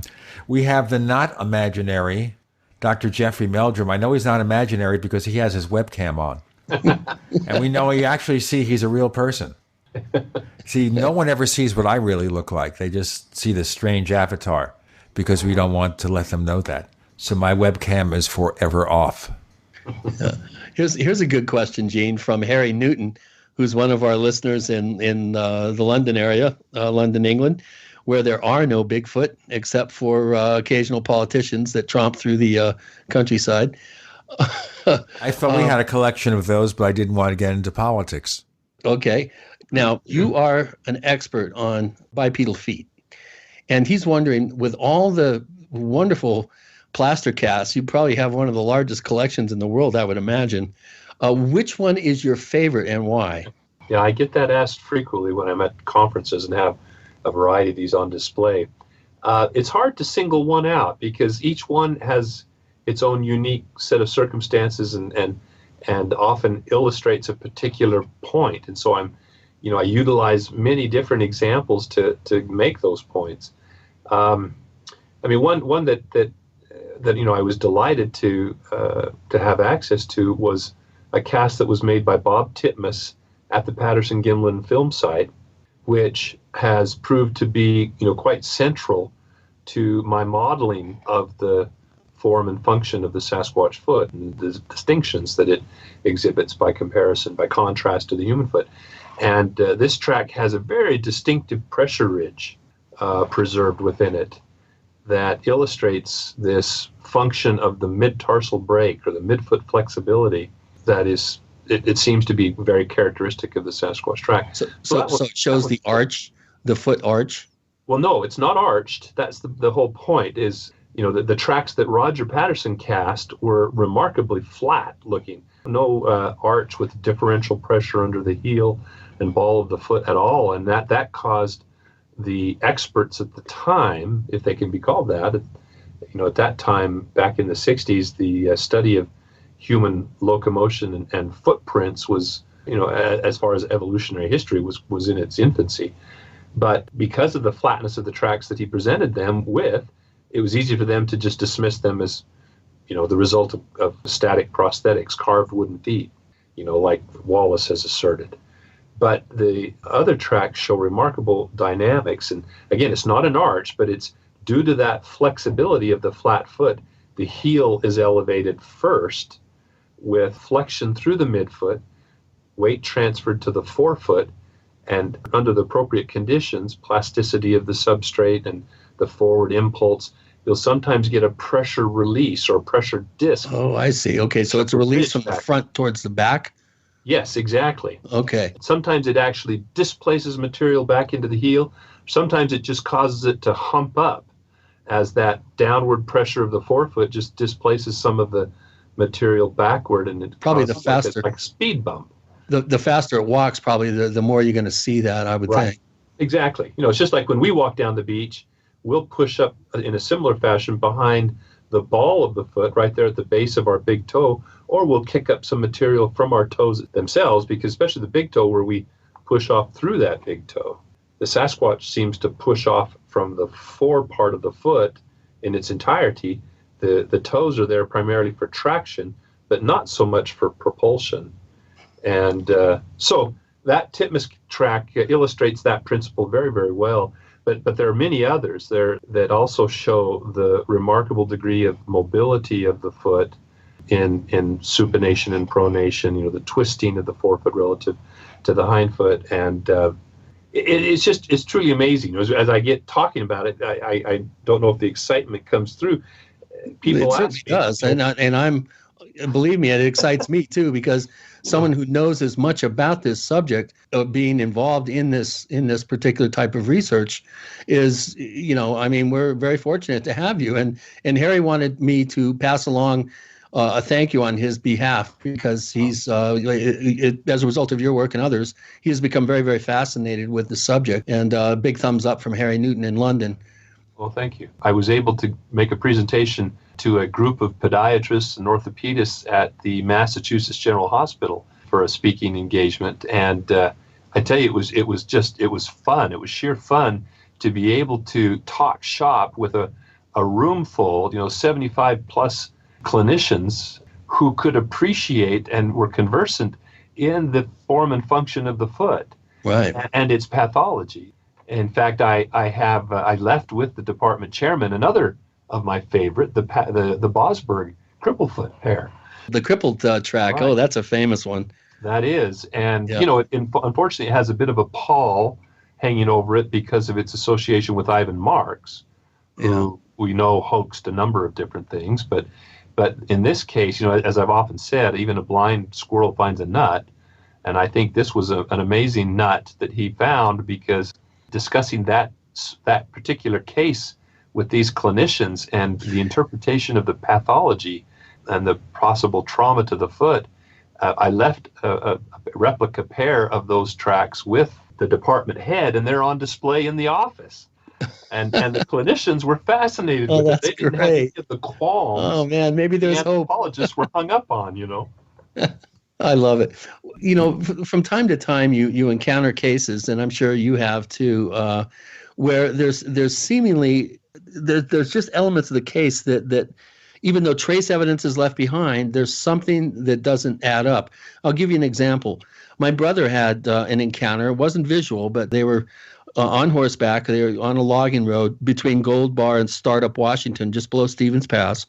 It was a moist day, in the Cascades. Right. They were on a logging road that had kind of compressed clay that was wet, and the horses all of a sudden started freaking out, and so they had to get off and calm the horses down. Then they had the smell, and they led the horses around the corner, kind of around the bend in the logging road, and they encountered 5 footprints. One was on it was going from right to left across the road. There was one footprint on the side of the road, one in the middle of the road, one on the other side of the road, a swooped footprint going up a kind of the cut in the mountainside. Right. A broken pine bough, a very large branch, had been broken, like it had grabbed it to pull itself up. But there were no tracks approaching the road and no tracks leaving the road. The track in the middle of the road was so pristine that there was like fingerprints of the foot compressed in the wet clay that left actual dermal impressions. Wow. The University of Washington came up. This was in, I'm trying to remember the date. This would have been the fall of 73, I think, or possibly 74, I forget. How do you explain a trackway that only consists of 5 prints with none approaching the trackway and none leaving, where there should have been trace evidence? Right. Is there some sort of I guess the question is, do we have some sort of paranormal aspect here? Some sort of being able to blink in and out of reality? I know a lot of the Forteans believe that this is some sort of paranormal creature and is not just purely an undiscovered species of animal, that there's something paranormal about it. Where do you come down with those types of theories and those types of cases? Well, my experience has been that what appears to be a sudden start and sudden stop really isn't. That the conditions may have been, depending on how fresh, and it sounds like. Now, this is one of those situations where the strange creatures who manage the collection of advertising that we present on the Paracast are here to tell us we've got to stop. We have Dr. Jeffrey Meldrum with Gene and Chris. You're in the Paracast.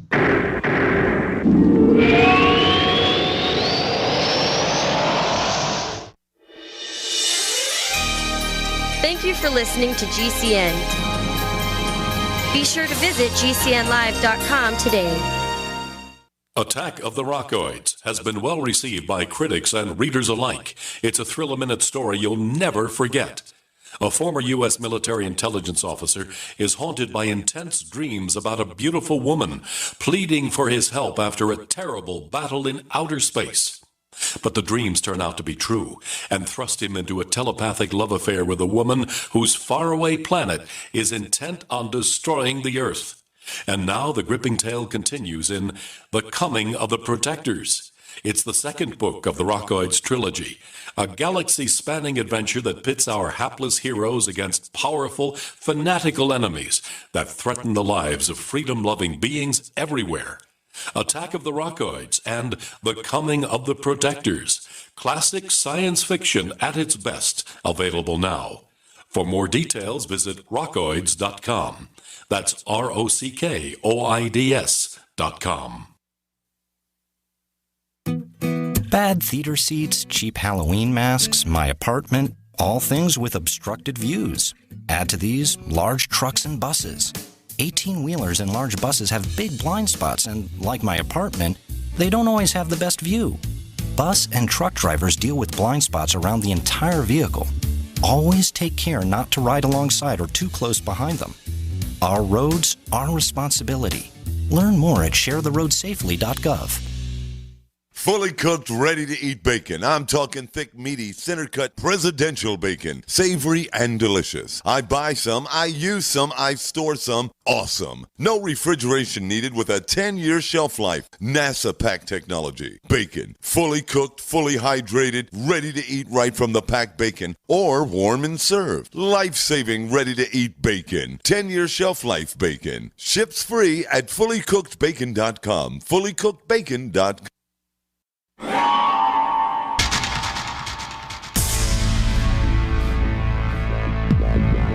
Welcome back to the Paracast, the gold standard of paranormal radio. And now, here's Gene Steinberg.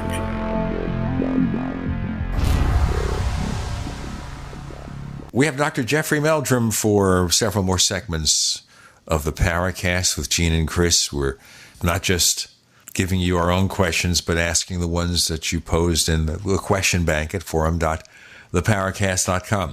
So when we broke for our last commercial break, Dr. Meldrum was going to start with a new answer to a question. Yeah, let me just first add something. There was grass slowly rising out of the print below the swooped print on the side of the cut.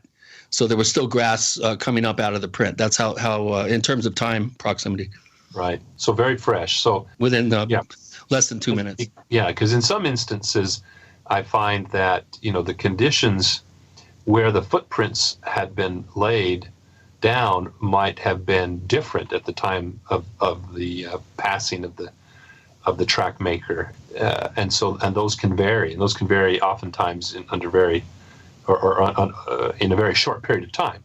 But the question, the fact that there was grass, and not knowing the condition of the forest floor on either side of the road and the road cut. Yeah, it'd be hard to answer that. Yeah, it's hard to know. This was one of the criticisms that a famous tracker, Joel Harden, a Border Patrol tracker who investigated some of the reports in the Blue Mountains outside of Walla Walla in southeastern Washington. One of his criticisms was that the tracks appeared to start and stop. And this struck me as odd, and in fact, in my opinion, just spoke to the credibility of the tracks, because here's a person who is a professional tracker, not like me. I don't consider myself a professional tracker. I'm certainly not professional, but I'm not qualified to follow and cut sign, which consists of broken blades of grass and overturned pebbles and indentations in the pine duff or what. But if there's a clear footprint, I can interpret it, infer the anatomy, infer the function, and so forth. But this individual claimed that these tracks stopped and started. Well, if it was, as he alleged, a hoaxer who was donning and doffing fake feet, he should have been able to pick up sign of that person. Yeah, the hoaxer, barefooted or with the hoaxer's sign. Now, I'm really hesitant and want to appeal, like I said before, to a paranormal explanation. I have a hard time envisioning or wrapping my head around the notion of what seems to otherwise to be a physical creature who would be capable of doing such things, and yet only appears where there's 16 to 18 inches of rainfall, and doesn't bother to clean up the scat that they leave behind, or that kind of everything that I'm familiar with from my own personal experience suggests and indicates a biological species, an organism that exists biologically in our plane of existence, following our rules of physics and so forth. I just don't see this as a singular entity or phenomenon that one has to, just simply because we haven't yet found the definitive type specimen, that we would be justified in resorting to a paranormal explanation to. Yeah, kind of an Occam's razor scenario. Well, yeah. An Occam's razor that's one of my pet peeves. Occam's razor is often misused. His edict was essentially that we shouldn't add variables. We shouldn't add entities unnecessarily in an attempt to explain something. He never said that the simplest explanation is more likely to be true. And history should have taught us in both in evolution, for example, and in other areas of science, that rarely does science follow the shortest course from point A to point B. When you're dealing with historical science, like evolution, for example, there's no way to justify that because natural selection has no knowledge of what B is. It's not prescient. It can't predict the future. And so it would have no way of knowing what the shortest distance would be to the condition that we might be experiencing in the future or right now in the present. Nature solves its problems by whatever means, and often they're very convoluted, very complicated means. Like, how do evolutionary biologists explain the evolution of caterpillars being able to go into chrysalis and morph into a butterfly? They still haven't figured that one out. That's pretty complicated. It definitely is. I wouldn't resort to paranormal until I had ruled out the simpler explanations. Right. And one of those might be that it was just darn hard to pick up the track in the forest floor. Yeah, in certain terrain. That's one thing that impressed me in my first real concerted field expedition, setting, was how little of the ground actually took a track very well. At least a visible, discernible footprint that I could study and pour a cast of and so forth. Yeah. Just very, very little surface area out there. Yeah, that's true. And you really have to be good. I'm always reminded of that scene in Butch Cassidy and the Sundance Kid when the tracker's tracking him over just bare rock. Yeah. And they keep asking themselves, who are those guys? How can they do that? Right. Exactly. Lord Baltimore, I think his name was. Yeah. Okay, some more questions from our listeners. Vespi High Folk, who's one of our top posters at the Paracast, where you can ask your questions of our guests at forum.theparacast.com, the question bank. He's wondering again about hard evidence. Now, you've mentioned scat. Do we have some stool samples from these creatures? I wasn't aware of that. Well, yes, there have been reports from way back, the early sightings and first documentation in California back in the 50s, late 50s, of extraordinarily large but rather human-looking scat piles. There have been some hit-and-miss kind of analyses. There was one that Ivan Sanderson reported in his book where a parasitologist took a look and found the egg husks, a form of parasitic worm that was very unusual for something in North America. He was familiar with them from swine in Asia. So that was kind of interesting. I mean, what that means, I'm not quite sure, just that it wasn't a common combination of characteristics, both. And that was a North American sample. That was a North American sample, yeah. Wow, that is interesting. We've dealt with a lot of different samples, and the problem is that we're dealing with a large omnivore. And if you're at all familiar with bear scat, for example, another omnivore, as we pointed out earlier, the appearance and consistency of the scat will differ remarkably depending on what this omnivore is eating. Right. It's not like, cow pies where they eat nothing but grass and straw and so forth. And so if they're eating berries, they're going to be runny and blue and have bits of berries in it. If they're in the early spring and they're eating lots of grass, then it looks more like horse manure. If they get into a carcass and they're eating a lot of putrefying meat, a lot of protein, then it's dark black and tarry. It's going to change. So I'm sure that the Sasquatch scat is going to vary similarly to that. So the only way really to distinguish it would be, an excessive diameter of that log, if you will, or with DNA analysis. And unfortunately, you have a very narrow window. You only have about, at tops, 8 hours before bacterial action will destroy any of the DNA that has come off, sloughed off with the mucosal cells on that. And so we had the proverbial perfect scat sample. I mean, I always tell individuals don't bother me really with these scat samples unless they're very fresh, literally located between two clear footprints. And we had that happen.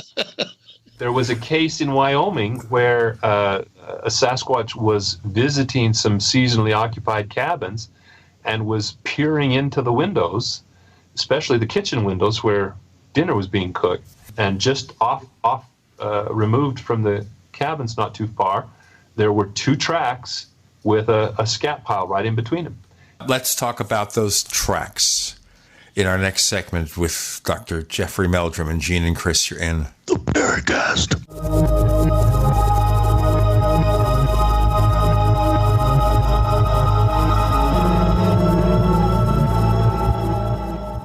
Neighbors, I want to tell you about my favorite graphics app.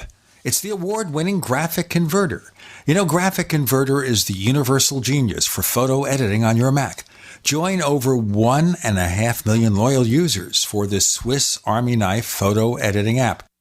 It gives you all you expect from a top-flight image editing app with tons of features, and most important, it's easy to use. It's also far less expensive than that other app that you can only get by subscription. You know the one I'm talking about. What's more, you can get 20% off with your order right now. So write this down to learn about Graphic Converter. Go to www.lemkesoft.de/Gene. Let me spell that. www.lemkesoft.de/Gene.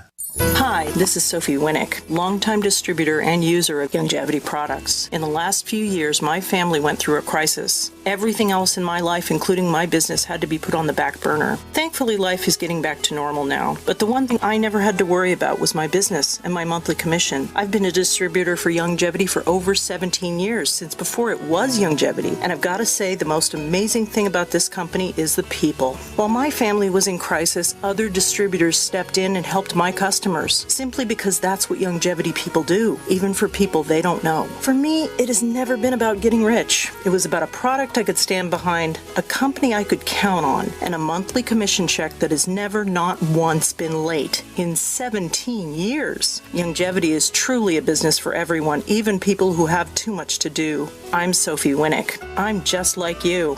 I have a real life, real ups and downs, but I know I will always have Youngevity.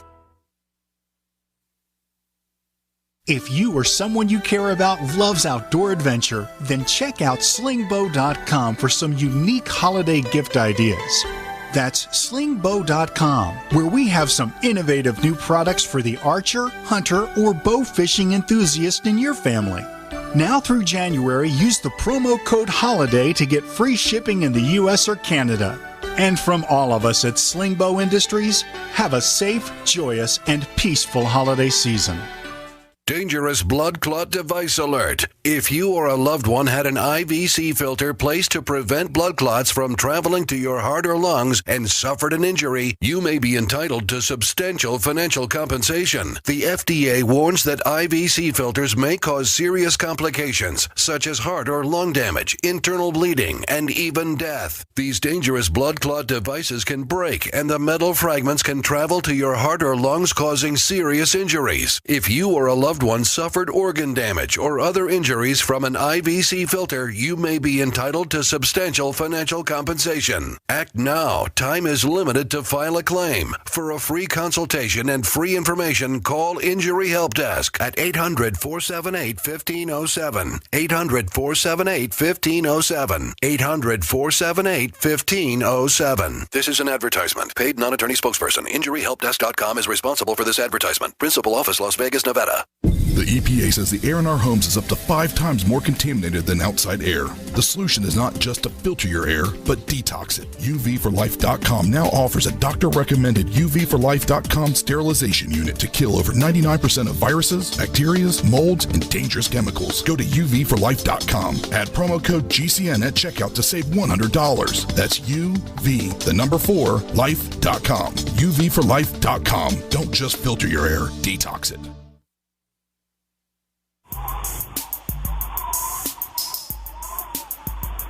Hey, this This is Marie D. Jones, the author of This Book is from the Future, and you are listening to the Paracast, the gold standard of paranormal radio.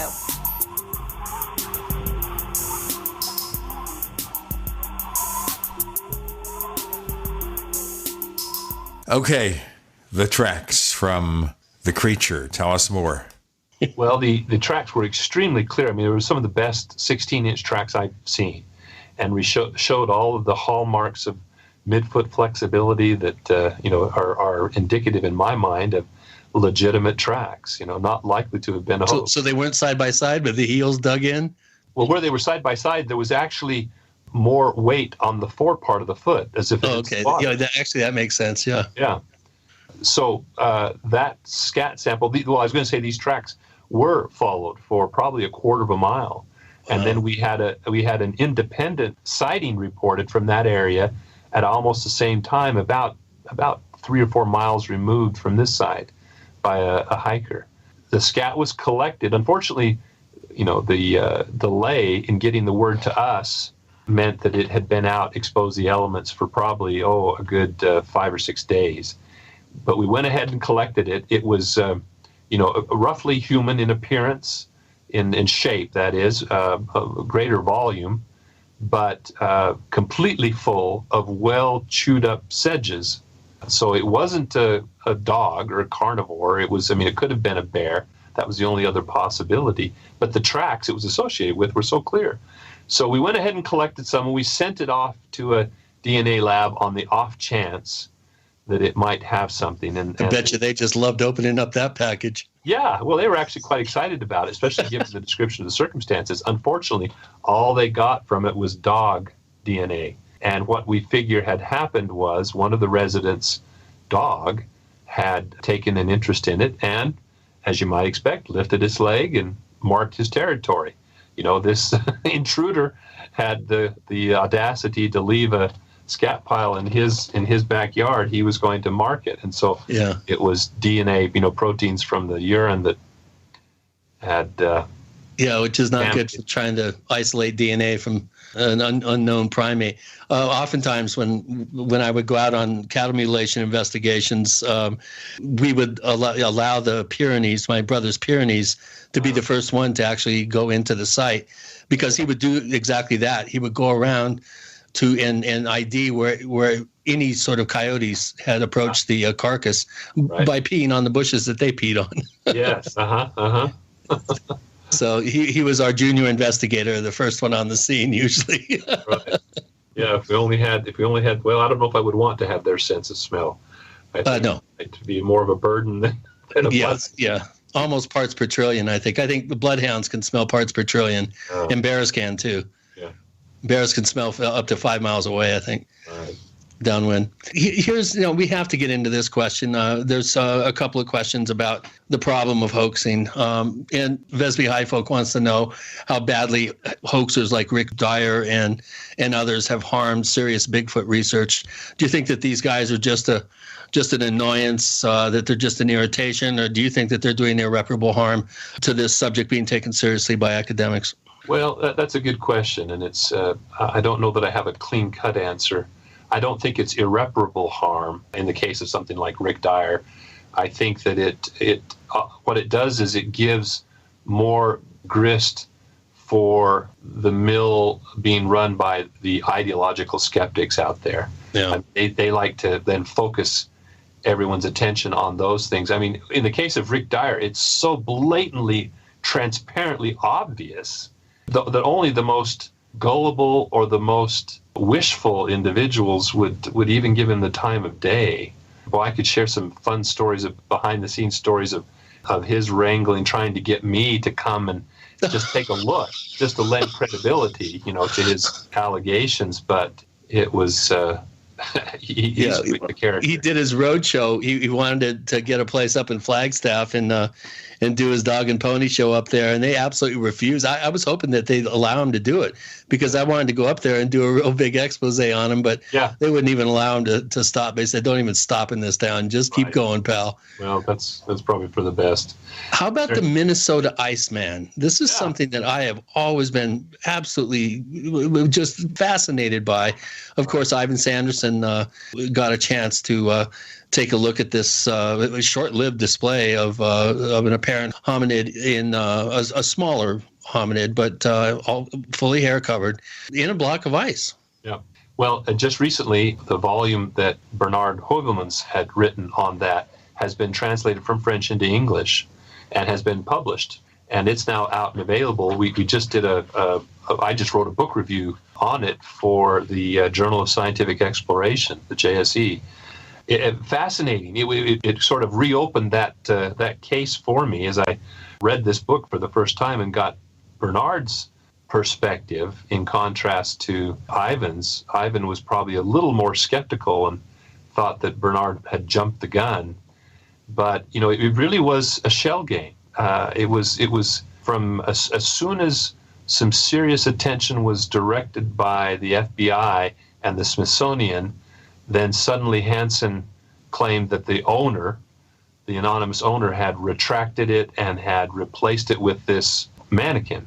The mannequin, which is now down at the Museum of the Weird, I guess, in is it Arizona or Nevada? Yeah. Arizona, yeah. And so the question is, was the original that was examined at length by Sanderson and Heuvelmans, was that a real body, a flesh and bones body, or was it the model which Hansen then thought out, repositioned a little, modified perhaps a bit, and then refroze? Unfortunately, I don't think we'll ever know.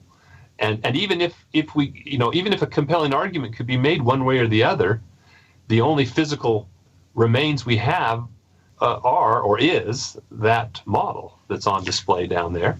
Yeah. And certainly that is it's a mannequin. It's not much different than, it's better quality, much better quality than Rick Dyer's travesty. But it's, but we'll never know. You're being kind. Yeah. We'll just never know. Yeah, it's always fascinated me, especially the diagram that Sanderson drew up and very meticulously too, I might add, for someone just looking through glass and being able to determine as much as he did. It was very, very intriguing. You just have to wonder, maybe that thing's sitting on ice somewhere, just waiting for somebody to find it and bring it out. Hard to imagine, but it's stranger things have happened. So yeah, it's fascinating, but it's there are so many fronts, so many lines of investigation that I'm involved with, and to one degree or another, that it doesn't justify the time to delve into it any further. Well, maybe one of your little research assistants could put that on somebody's plate for weekend work. Are the enthusiasts out there. This is tailor-made for somebody to just take a hold and chase down all those leads and talk to Terry Cohen. I got a phone call from Terry Cohen many years ago when he described his first experience. He was the individual who examined it and then brought it to the attention of Sanderson. Let's do that further in our next segment. We've got more to come with Dr. Jeffrey Meldrum and Gene and Chris. You're in the Paracast.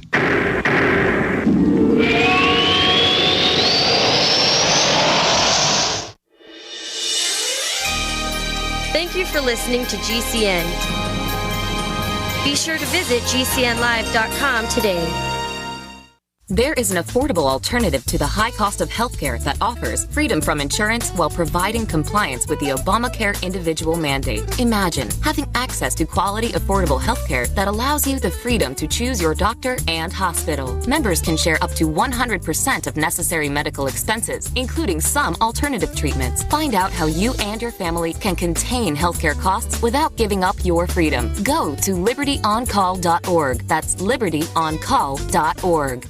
Looking for that edge during those intimate moments? We see many ads for enhancement, but the side effects include death. At GCN Team, we should change the Healthy Body, Brain, and Heart Pack to the Healthy Libido Pack. The brain and heart are not the only organs that require a healthy vascular system. For proper blood flow at the right moment, go to GCNteam.com or call 877-878-4203. That's 877-878-4203. That's 877-878-4203.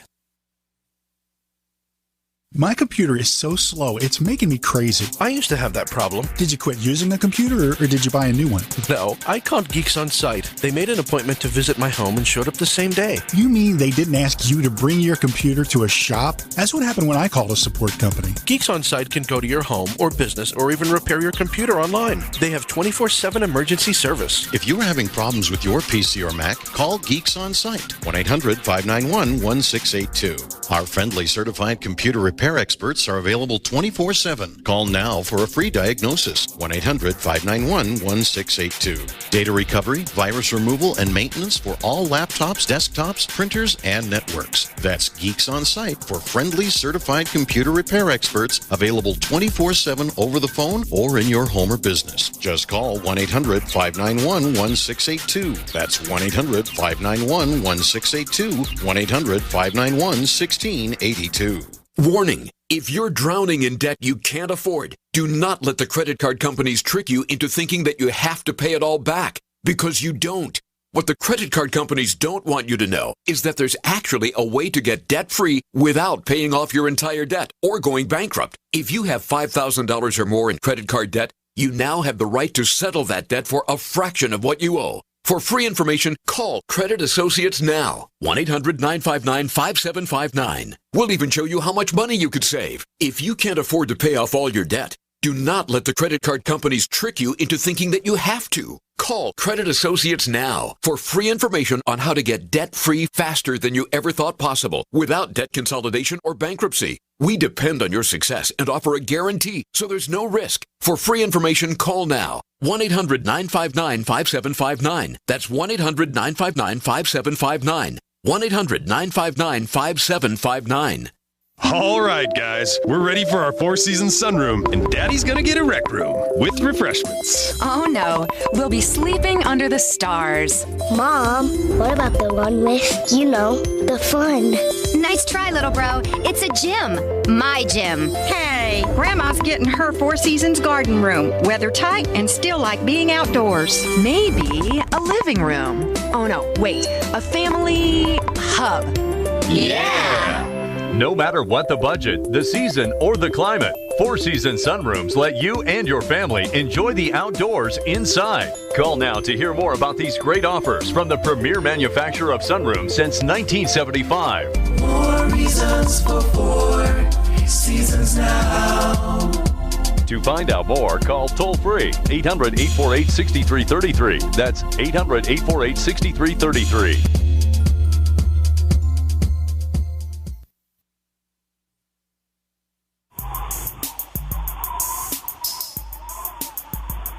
Hey, this is Marie D. Jones, the author of This Book is from the Future, and you are listening to the Paracast, the gold standard of paranormal radio.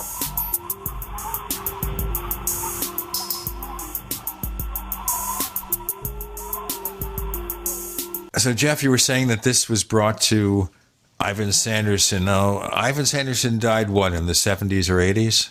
Is that right? Well, yeah, I can't think of I don't know the exact date. Yeah. Something like that, yeah. Sure.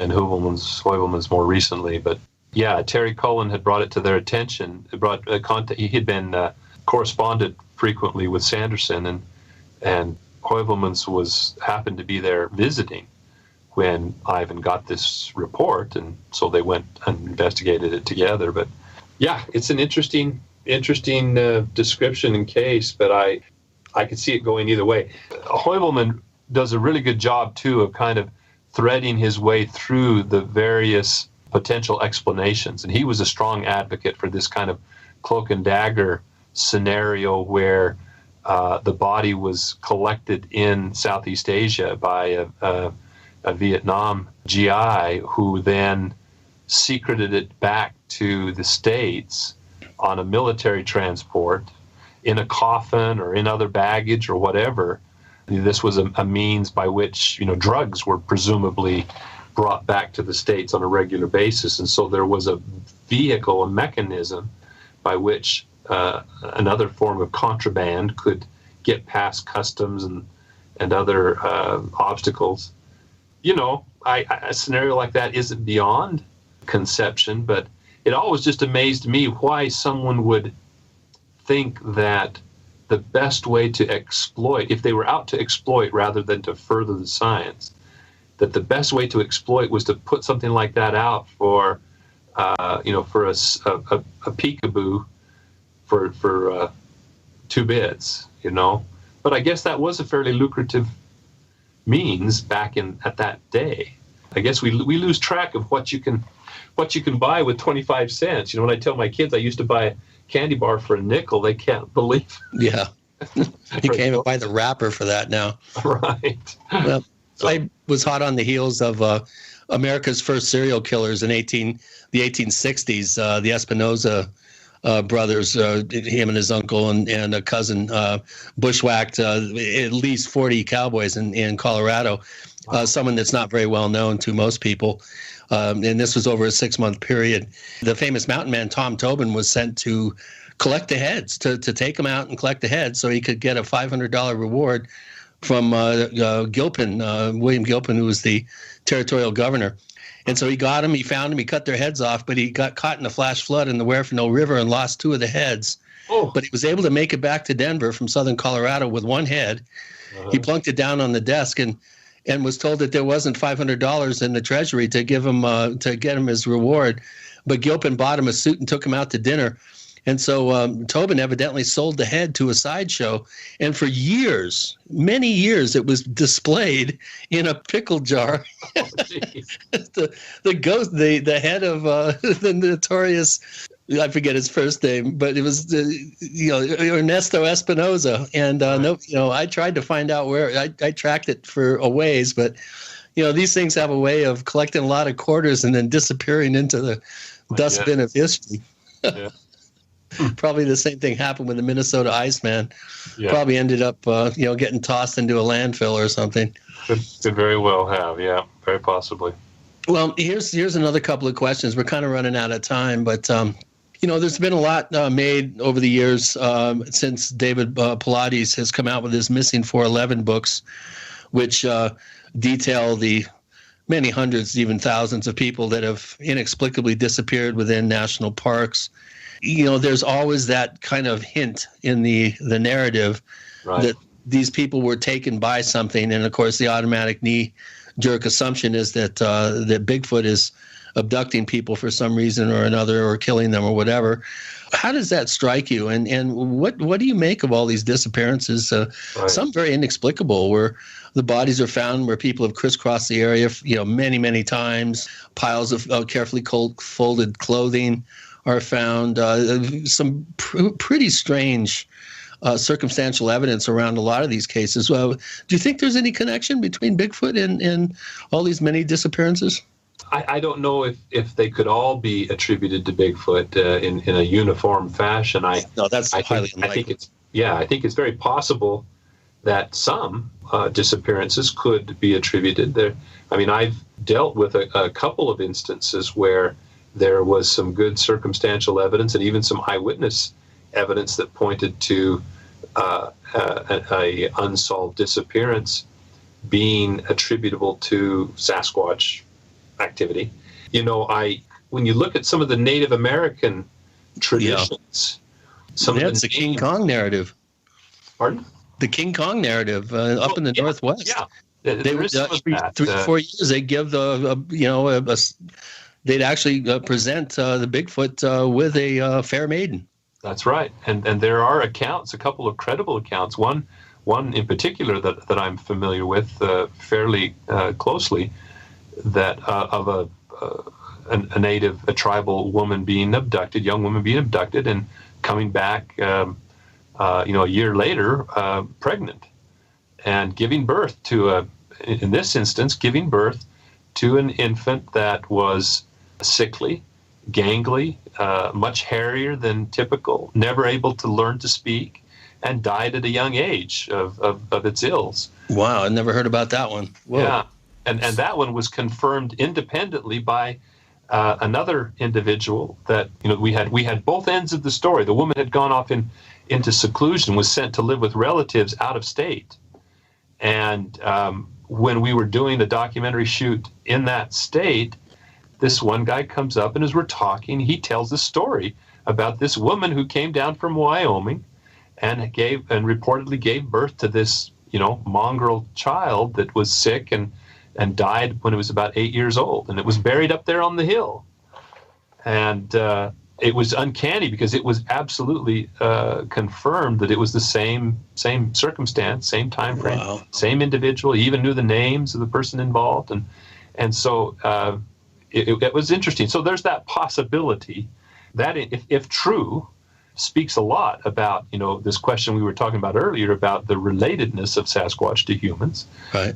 The ability to hybridize, even if it doesn't produce a viable offspring that is healthy and vibrant. But David is very careful and stresses the point that nowhere in his book does he attribute these occurrences to Bigfoot, right, or to any other factor. He simply is the messenger. He's stating the facts. To it. Yeah, he's stating the facts to the best of his ability. Right. There is no evidence to suggest that is an answer for some or even any of the disappearances. Right. But one of the names for the Sasquatch in this region is Soavitsa, which is or Soavich, which is the eater of children. And what seemed to be just so stories about snatching and carrying off infants took on a whole new dimension for me when a colleague who had worked in the Peace Corps in Africa got a job as a ranger in a park and told me that during his stint there, they had an incident that was kind of hushed up, in which a field worker's child that was bundled up down under a bush, parked under a bush while she was a few yards away tilling, was snatched by a passing chimpanzee. And before the field workers could chase it down and retrieve it, it had been dispatched and partially consumed by this chimp. Wow. Well, and then shortly thereafter, in a much more public fashion, word got out that in that area of Uganda, where they were experiencing severe drought conditions, there was a rash of such abductions, and over a 7-month period, 12 individual infants or toddlers were snatched by chimpanzees. I'll tell you what, I don't want to be in that area. We've got one more segment to spend with Dr. Jeffrey Meldrum. I'm Gene, he's Chris, you're in the Paracast.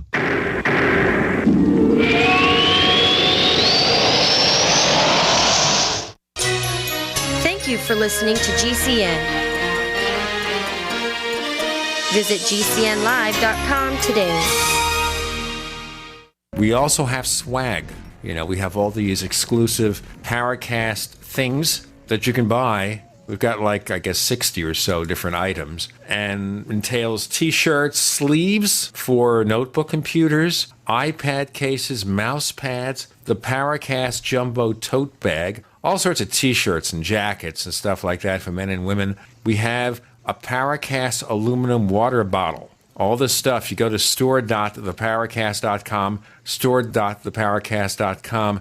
What makes it special is that the items are the best quality, great t-shirts, fabrics, and they have our official logo on them. That's what makes them special, in multiple sizes and colors. We even have stuff for children, stuff for women, stuff for men. We have all sorts of sizes, like small up to X large. A lot of good stuff. That's the swag from the Paracast. You go to store.theparacast.com, stop by, and take a shopping tour. For years, you've looked for safe solutions to protect what you've worked so hard to build. How do you weather the next market correction with confidence? Now there's a way to conquer the technology hurdle and help protect your profits without buying an annuity in any market condition. Introducing WealthGuard from OnTheMarkMoney.com. WealthGuard lets you know in advance if your accounts are dropping. An early warning system that tracks all your accounts. Get WealthGuard today, 100% free. Go to OnTheMarkMoney.com. That's OnTheMarkMoney.com. Attention citizens, this man has received national attention for accurately predicting every major financial trend, including the market crash of 2008. His name is Harry Dent, and in his newly released book, he is making even bigger and bolder predictions that have the potential to devastate the world economy and your personal wealth. You can get a free copy of Harry Dent's bestseller, The Sale of a Lifetime, containing never-before published information by simply visiting www.saleofalifetime.com/free book. Again, that's saleofalifetime.com/free book. This is Dan Pilla. Do you owe the IRS money you can't pay? Are tax debts crippling you? I've defended people from the IRS for over 30 years. I've helped thousands, and I can help you too. I wrote the book on IRS settlement, and I'm telling you, there's no such thing as a hopeless case. Call 800-34-NO-TAX to finally get free of IRS debt. With the IRS's new programs, there's never been a better time to solve your problem. Call 800-34-NO-TAX. That's 800-34-NO-TAX, or my website, danpilla.com. My name is Robin. I'm 47 years of age. I absolutely love One World Whey. It was about 5 years ago when a trainer told me it was the end-all of protein powders. One day when I ran out, I decided to try other brands. I spent 8 months and could not find a replacement. I went through tons of brands, types, and flavors, and almost all of them tasted unnatural and not pleasant. When it all boiled down, I came right back to One World Whey. I buy the cost-effective 5-pound container, and my family craves their One World Whey too. I look forward to and enjoy having my One World Whey and feel great after I drink it. Thank you, Synergistic Nutrition, for perfecting a protein powder in the product One World Whey. From taste to how it makes me and my family feel, you get an A++. Call 888-988-3325 or visit oneworldwhey.com. That's oneworld.com. This is Ben Gordon, and if your teeth are stained from coffee, tea, or smoking, Power Swabs is the answer. In 5 minutes, you'll see 2 shades whiter teeth, and in 7 days, 6 shades. There's no messy strips or trays that you have to leave in your mouth for an hour. Just swab your teeth for 5 minutes, and you're done. To try Power Swabs, call 1-800-290-8480. Your bright white smile will have your friends talking about how great you look. Try it risk-free. 1-800-290-8480. That's 1-800-290-8480.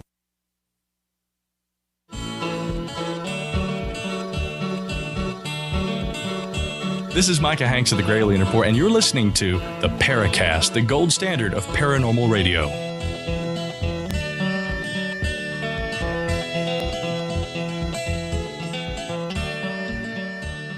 Dare I say it, it's been just touched at the periphery. So some people want to attribute a paranormal explanation to Bigfoot, Sasquatch, whatever. That they appear in window areas that tend to attract paranormal activity. But everything you're talking about is just a physical presence. Everything, the behaviors, even this issue now of child snatching, can be accommodated within the natural behavior of great apes. There was an instance, one of my contacts on the reservation told the story that he was familiar with from his grandparents growing up in northern Nevada, where during a very harsh winter, a child was snatched by a Sasquatch. And that was probably the seed that planted this notion and gave rise to this name of snatching children. But the Tsonaquah, the cannibal giantess of British Columbia, of the Pacific Northwest, that's what she's known for. Right, and the Wendigo, too. Well, yeah. The Tsonaquah has these big, oversized hands depicted with big, oversized human-like hands, which she reportedly covers with pine pitch, like an NFL receiver, so she can catch the children and they won't slip out of her hands, pitches them into a basket on her back and takes them home to eat for dinner. But they usually escape because she's rather dim-witted and she often falls asleep and the kids can climb out or pick their way out through the crude basket. But there are numerous things like that where descriptions or behaviors attributed to Sasquatch have actually anticipated what we learn eventually about the natural behaviors of great apes or the fossil record of hominid evolution. Yeah. And those examples are fascinating. How would hoaxers come up with those things and be so accurate in their depictions? Right. And why would we have these stories that go all the way back into prehistory that filter down through the generations of these wild men or in some instances, a race of shamans that decided to go back to the wild? Many descriptions, legendary descriptions in the Native American lore, talk about humans that went back into a feral state, and occasionally hold the tribe hostage, and they have to relinquish a maiden, or for whatever reason, probably to help with the gene pool or something. But, of course, as I mentioned, the Wendigo in the Ojibwe and Anishinaabe cultures just above the border there in Canada, around the Great Lakes area, the Wendigo is the big hairy cannibal that comes through and snatches a child and races off. It would be quite unfortunate if I was hiking along in Yosemite or Rainier National Park or something and have one of my parties snatched by a Bigfoot for reasons unknown. That would be a little disconcerting. Well, let's kind of look forward now, since we're running out of time here. Where do you see this type of research progressing? What do we need to think about to further this research, and how can we convince more scientists that this is a very fruitful avenue of investigation and research, and to lose the stigma? What can we do? Well, I think one is the recognition of this shifting paradigm in anthropology, for example, away from the single species hypothesis to what we might call a persistent multi-species hypothesis, that we have contemporaneity of species throughout history, even into the present. And once a context, once a construct within the framework, within this new paradigm takes root, then my colleagues, especially the upcoming generation, will be justified in writing a paper or doing an analysis of some of this evidence. And I see that coming. Are still very important, obviously, is the ultimate collection of either a type specimen or, short of that, a definitive DNA analysis. That's going to be challenging, I really think. If this creature is somewhere in that gap between us and chimpanzees, our closest living relative, acknowledged living relative, the gap between them and us is very narrow, just a few percentage points in difference in DNA. Sometimes you have to look hard to find those distinctions between us and them. And if you're just doing, a cursory spot check of one particular locus on a limited basis, then what are the chances that you might miss that distinguishing trait that sets a Sasquatch apart from us? Yeah. So I think it's going to require a dedicated researcher who's willing to invest the time with the proper funding, but to dedicate his or her time to do this completely and thoroughly in order to come to that conclusion. There is no precedent for acknowledging a new species on the basis of DNA alone. We've traditionally always required a physical specimen. But there is a growing literature now in which we find discussions of the propriety of that requirement in cases of endangered or rare species. Can we, in this day and age, now rely upon a voucher specimen of DNA or tissue or hair sample to establish and recognize a new species? And perhaps Sasquatch will be the best test case of that, to come